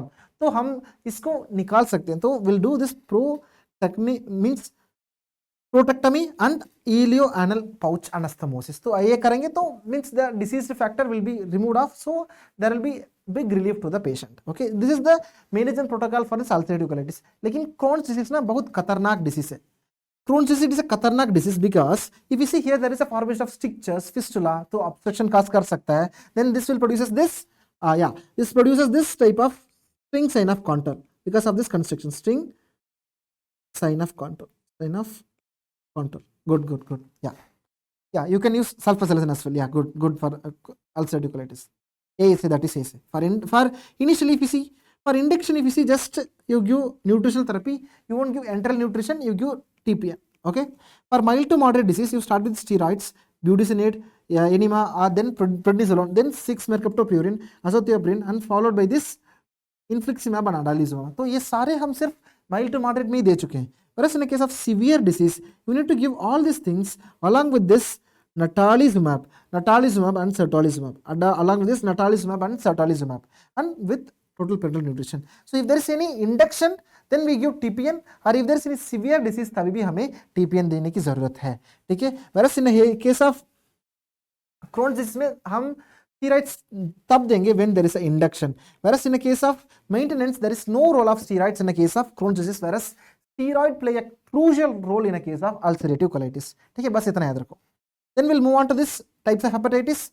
But mostly means just if you can just understand with this graph, if not just see about this test and just memorize it. See, first we know the first antigen to come from this hepatitis B, it is what it is, this HBsAg antigen. ठीक है, जैसे HBsAg antigen खून के अंदर आया तो फिर उसके बाद we know HBc we won't see in blood, antigen we won't see in blood. So then the first antibody to be start producing, it is what it is, this HBc antibody. So first antibody क्या होगा? It is this HBc antibody will start producing. So this HBc will be having two types. Initially in acute it will be the IgM, then followed by this IgG. Okay, followed by this IgG. तो उससे पहले हमें एक infectivity बढ़ाने के लिए HBe भी आ जाएगा. तो in later part this will be having this antibody against it which is known as anti-HB. So first पूछेंगे कौन सा antigen आएगा? It is HBsAg and first antibody कौन सा आएगा? It is IgM variety of anti-HBc आएगा. ठीक है, and HBe for this infectivity, E for infectivity, इतना याद रखो. Right? If you know this, then it is a easy peasy for you. Fine. So to start an infection, you need this HBsAg. Then if it is IgM type of, first if it is IgM type of, you know IgM it is seen in acute infection. So IgM type of anti-HBc, and along with this if HBe, if there is active factor is there, so it is this acute acute hepatitis B with infectivity. Okay, whereas in a case of chronic, there will be IgG will be present. Agar ज़्यादा infective है, if still it is infective, then it will be positive for this HBE with active viral replication, which is more infective. Agar ये negative है, if it is negative, then it will be this chronic hepatitis along with this less infectivity, along with this less infective. It is what? It is less infective. Okay, then if it is HBsAg is there, then anti-HBs is there, then along with this IgG is there. इसका मतलब है means anti-HBs started developing, and if you have this anti-HBs along with this IgG, matlab it is a chronic hepatitis which is mostly healed. Okay, which is mostly healed. Okay, which is mostly healed and which is being resolved. ठीक है, इतना याद रखना. Then if it is just IgM है, then just it is acute hepatitis B, very remote one. Okay, and if you see this anti-HBs, you're not seeing HBs antigen, anti-HBs and anti-HBE, it is recovered. The patient is completely recovered from the infection. ठीक है, completely recovered from the infection. अगर anti-HBs AG भी है और anti-HBs भी है, then it is a chronic infection. Whereas in the case of anti-HBs is there and IgG is there, the patient is completely recovered. ठीक है, इतना याद रखो. Then if just anti-HBs is there, we know in vaccine we just give anti-HBs. So it is what? It is the vaccination. It is the vaccination. ठीक है, okay. Then if just anti-HB is there, it is a false positive or very remote infection in the past. मतलब बस थोड़ा सा infection हुआ. So this is this. If only IG is there, IgG of anti-HBC is there, it is a remote infection. अगर सिर्फ anti-HBs positive है, because we give only in vaccines we give HBs antigen. So if anti-HBs positive है, then it is vaccination. ठीक है, फिर बाकी IgM है तो acute है, फिर IgE के साथ आता है, then it is what? Then it is with infectivity, without infectivity. If IgG है, then it is what? Then it is a chronic infection. If IgE present, it is with infectivity. If HBE present, then it is with less infection. ठीक है, so I guess there will be a few confusion here, so make sure you are watching it once more time. Okay, that's it. Then we'll move on to this next disease, which is this Wilson's disease. We know Wilson's disease is due to the deficiency or due to the mutation in the ATP7B gene. Yeah, good. Then it will cause this hepatolenticular. There will be deposition of this copper into this liver and to the basal ganglia. So liver and the basal ganglia, that is this lentiform nucleus. Okay, lenticular nucleus. Okay, so this lenticular nucleus effect will show this, and MRI will show this phase of Pandasa. Yeah, diagnosis by serum ceruloplasmin. Yeah, serum ceruloplasmin we'll see serum ceruloplasmin, whereas here the serum ceruloplasmin level will be decreased, whereas investigation of choice क्या करेंगे हम biopsy करेंगे. ठीक है, yeah, so low ceruloplasmin. Good Dr. Gautam, good Dr. Anar. Okay, fine.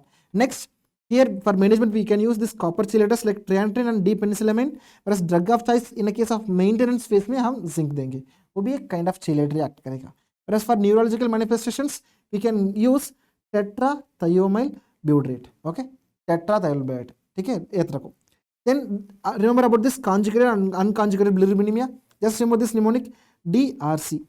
Doctors need to be conjugated क्योंकि हमें लड़ना चाहिए. Yeah, because if someone is trying to attack, you should be a gang and you should attack them. So that is doctors should be conjugated. So remember this Dubin-Johnson syndrome and Rotor syndrome. Both of them, they are what? They are this conjugated hyperbilirubinemia.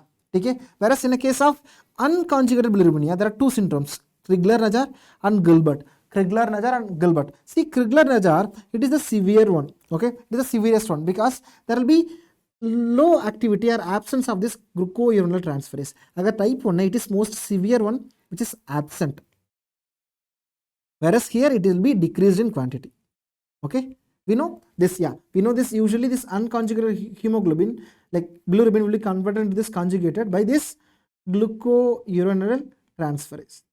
So if this enzyme is completely absent, it is this Crigler-Najjar type 1. If it is less in quantity, it is known as Crigler-Najjar type 2. Okay, then we'll move on to the next part.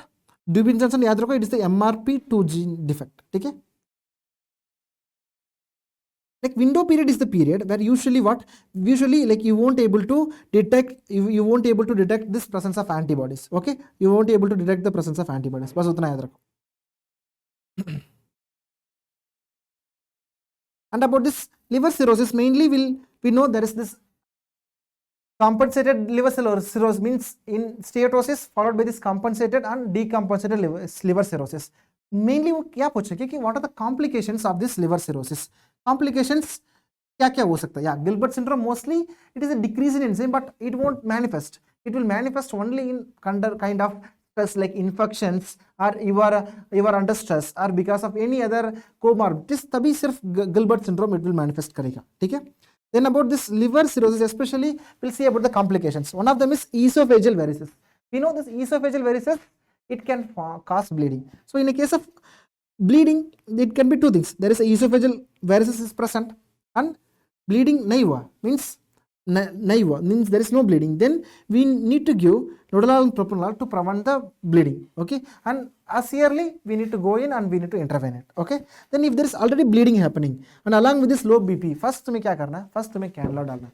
So this is what they will ask. A patient is presented to the emergency department. He has a history of chronic liver disease, and on evaluation he means on asking history he tells that he vomited around 500 ml of blood. Okay, and the patient is drowsy, and while taking BP, his BP is 60 to 70. What is the next line of management he will do? He will go for immediate endoscopic examination and band ligation, or he will do IV resuscitation with the best large size cannula. So the first, what he will do, you should save the patient by putting the cannula. So that is how the questions for FMGE is asked. So you should know in simple mentality वो क्या पूछना चाह रहे हैं. तो पहले तो वो पेशेंट अनकॉन्शियसली आ रहा है और their BP is very low, so तुम्हें पहले कैनला डालना है, फिर रेससिटेट करना है, फिर बाकी का काम बाद में देखना है. ठीक है, इतना याद रखो. So first what you will do this volume resuscitation, followed by this either you can give saline if it is blood available till now, then you can give the blood as well. Fine. Then uske baad you need to go and give this IV actiotide to stop the bleeding. Okay, then you can give this IV actiotide to stop the bleeding. Then followed by which you can go for endoscopy and you can ligate the vessel and you can do even sclerotherapy. तो इतना सारे चीज आप कर सकते हैं. Next, if it is still you did all these measures but still the bleeding is happening, okay, then you can reattempt this ligation part for one more time or two more times. Then you should go for some other definitive procedures like TIPS procedure, which is shunting this blood from the portal vein, or else you can go for this transplantation of the liver. ठीक है, इतना कर सकते हो. Next one, this spontaneous bacterial peritonitis. They will tell there is a patient who is presenting with features of enteritis, fever, and there is increased level of WBCs in the ascitic fluid. So if you see from this bubble there will be bacteria, there will be this fluids will be there. So this bacteria into the blood, it will come into from the bubble, it will come into the ascitic fluid. So this is known as spontaneous bacterial peritonitis. आपने कुछ नहीं किया, वो अपने आप आ गया. ठीक है, सो ट्रीट करने के लिए हम क्या करेंगे, IV सेफ्ट्रिएक्शन देंगे. Right. Then next condition is the hepatorenal syndrome. Hepatorenal syndrome because of this liver the kidney is suffering. Okay, because of this refractory ascites, it is causing this AKI to it. Okay, so for this we will give albumin to prevent this ascites and will give actrotide as well. Next about this hepatopulmonary syndrome means because of this there will be collection of fluid into this lungs as well. Then while sitting the patient will be experiencing this difficulty in breathing. It is known as platypnea. Next about this hepatic encephalopathy, because of this increase means because of this liver cirrhosis, this ammonia won't be metabolized and the gut bacteria will produce enormous amount of ammonia. So this ammonia will cause encephalopathy features. So what will do, the patient will be having this alteration in their sleep wake cycle. Okay, the patient will be sleeping in the morning and in whole night he will make us to not to sleep. Okay, the main work of the patient is to make us not to sleep during the night duty, and in morning duty he will be he won't give rounds to you, he will be always sleeping. So that is alteration in this sleep wake cycle, and you will see like once you keep his hand it will come like this. So it is known as astraxis, also known as flapping tremor. And next it is the confusion part he will be having, and it is because of this blood ammonia levels which is elevated. So उसके लिए हम क्या करेंगे, हम lactulose binders देंगे, या नहीं तो the bacteria which is producing will make them to die and reduce it, or else we'll give this LOLA, which is this L-arginine and L-aspartate हम देंगे. Okay. Then in a case of ascites, like how we saw in a case of pleural effusion, right? How will you differentiate from this transidative pleural effusion from this exudative pleural effusion? Likewise, you need to tell like what is the reason for this ascites? तो उसके लिए हम क्या करेंगे, उसके लिए हम दो चीज करेंगे. पहले हम सीरम एल्बुमिन और ascites का एल्बुमिन का ग्रेडियंट देखेंगे. अगर if the ascitic albumin is more, if the ascitic albumin is more, we'll tell it is more than 1.1 category, तुम इस category में आ जाओ. If it is less than 1, it is mainly because of small conditions. For example, it might be because of bile leak, it might be because of nephrotic syndrome. हमें पता है nephrotic syndrome में proteins नहीं है, तो the fluid will leak off. Then there will be, if there is any peritoneal carcinomatosis, because of this there will be small infections over there which can cause this. फिर उसके बाद any pancreatitis and tuberculosis, both of them they are the infections. तो ये सारे there will be, it will cause elevation in the protein, but it won't have a significant elevation. Okay, it won't have a significant elevation. Still the plasma albumin will be more when compared to this. Whereas if I see this SAG value in a case of these conditions where this albumin proteins will be more when compared to the usual one, so we'll segregate them into more than 1.1 gram category. Okay, here we will segregate them into two more parts. If the protein which is more than 1.1, then we'll segregate them into whether it is less than 2.5 or more than 2.5.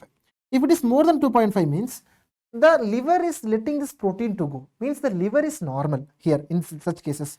Okay, so if you see here, for example, it is not liver problem, right? Congestive heart failure, it is the heart problem. This causes pushing the fluid to go. Then yearly Budd-Chiari syndrome, then IVC obstruction and sinusoidal obstruction. So in all of these cases, the protein will be more. Whereas means the SAG ratio will be more. Whereas in a case of late Budd-Chiari syndrome, which causes the scarring and cirrhosis and massive liver metastasis, all of this thing, it will affect this liver parenchyma and it will not let this protein to go. So that's why here the protein will be more. Okay, here the protein will be more. So itna yaad rakho.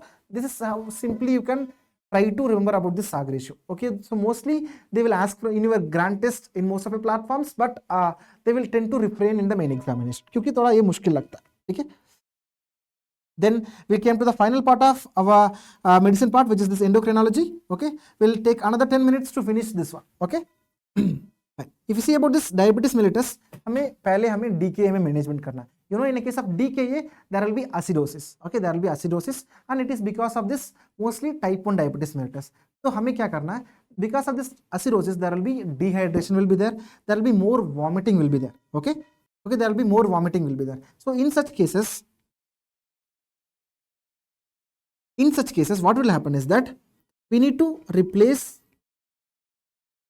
the fluid. Along with this, we need to bring down this glucose level.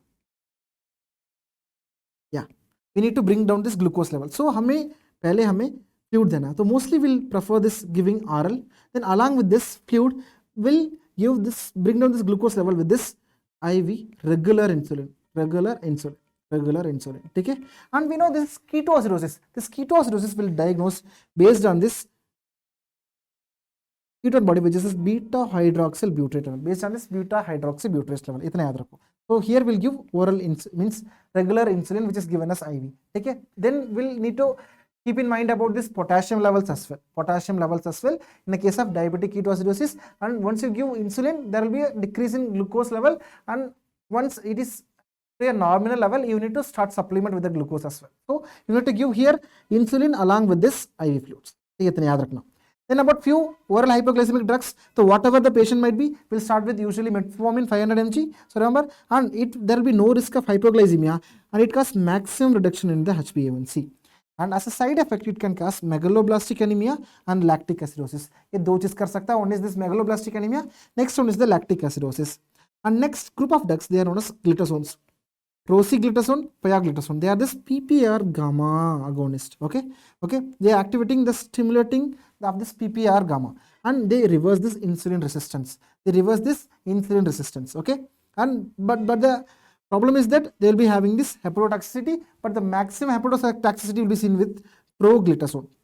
Fine, and these drugs, they also cause sodium and water retention, so it should be avoided in CHF and hypertension, and it can predispose to this osteoporotic fractures.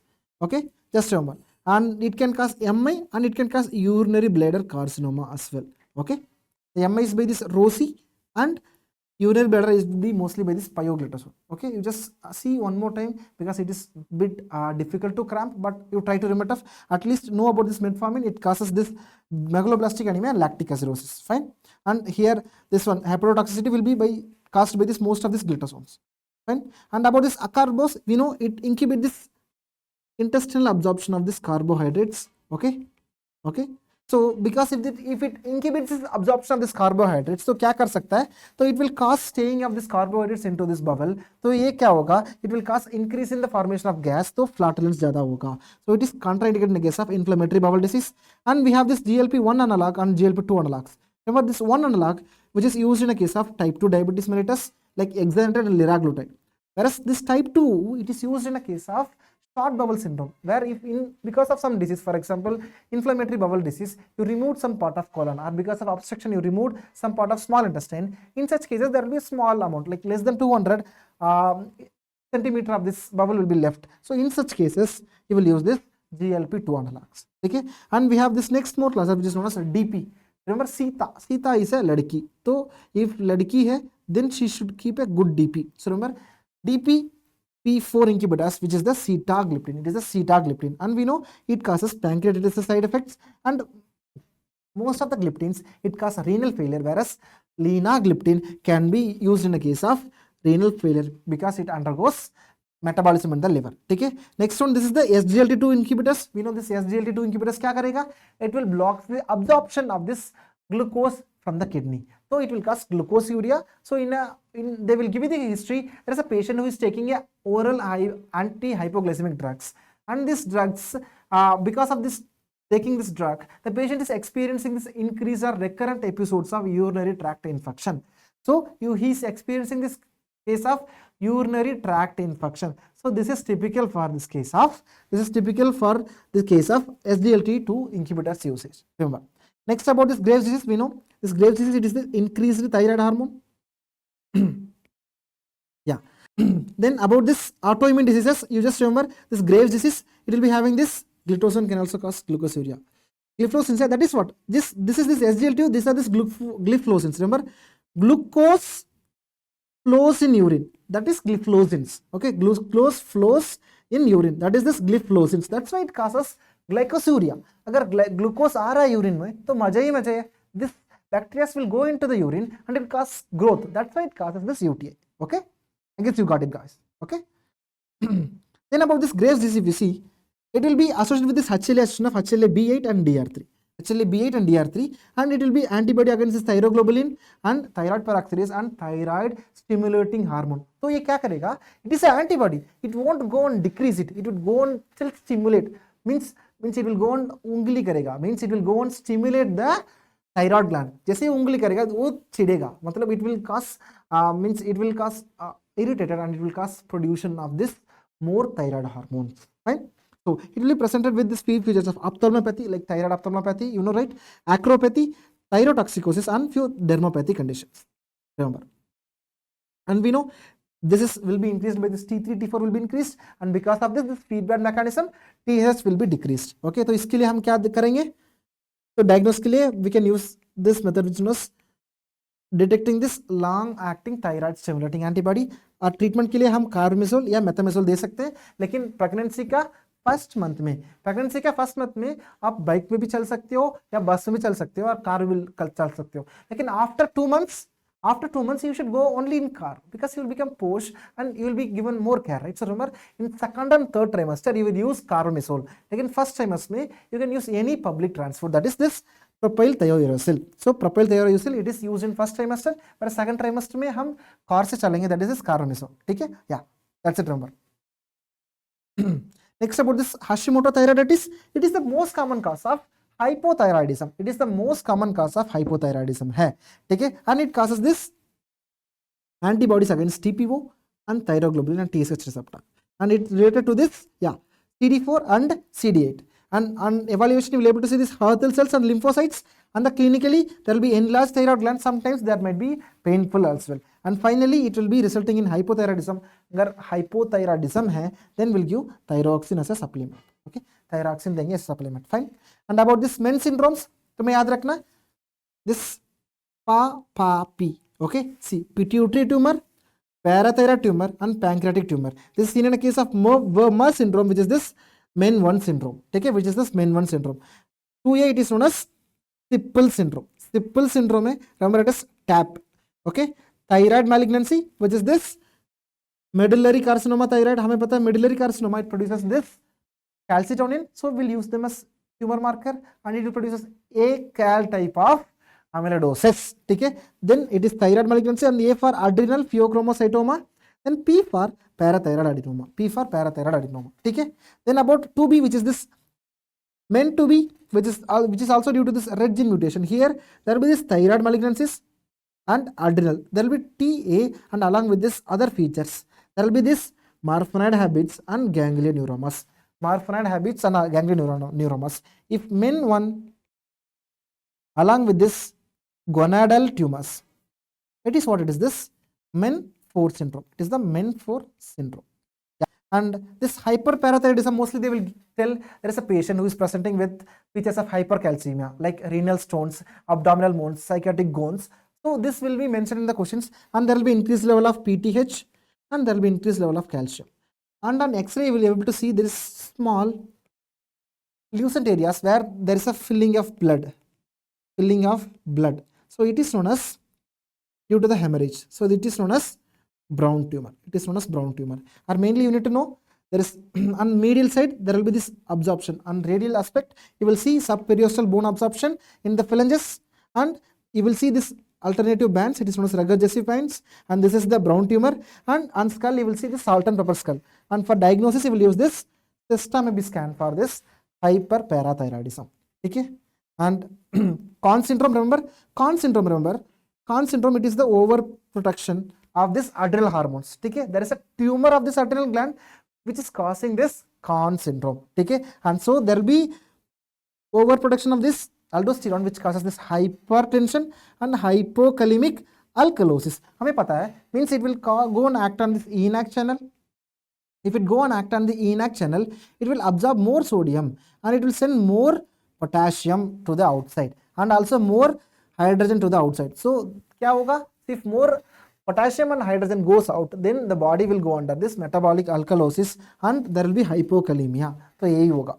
Okay, and इसको screen करने के लिए हम test use करेंगे. Remember, अगर corn मतलब तुम्हें पता ना कॉर्न, दिस कॉर्न, देखिए this salty corn, this boiled corn, ठीक है. अगर कॉर्न में हम क्या करेंगे, हम नमक डालेंगे. So remember for this corn syndrome हम नमक डालेंगे. So will put salt and will eat. Likewise here we'll use a test which is known as salt loading test, also known as saline infusion test. Okay, for treatment we'll use this blockers as spironolactone. Then Addison's disease or Addisonian crisis, it is due to this hypofunction or this destruction of this adrenal gland, resulting into this there will be a decreased glucose will be there will be a hypotension will be there, and because of this pituitary tell to stimulate this adrenal gland, and so there will be a more ACTH. So इसी वजह से there will be a hypotension, there will be a hyporesponsiveness, there will be the features of this hypoglycemia, but there will be a hyperpigmentation. So these are the few things you need to remember. So there will be high ACTH and low cholesterol. So there will be the salt wasting, postural hypotension,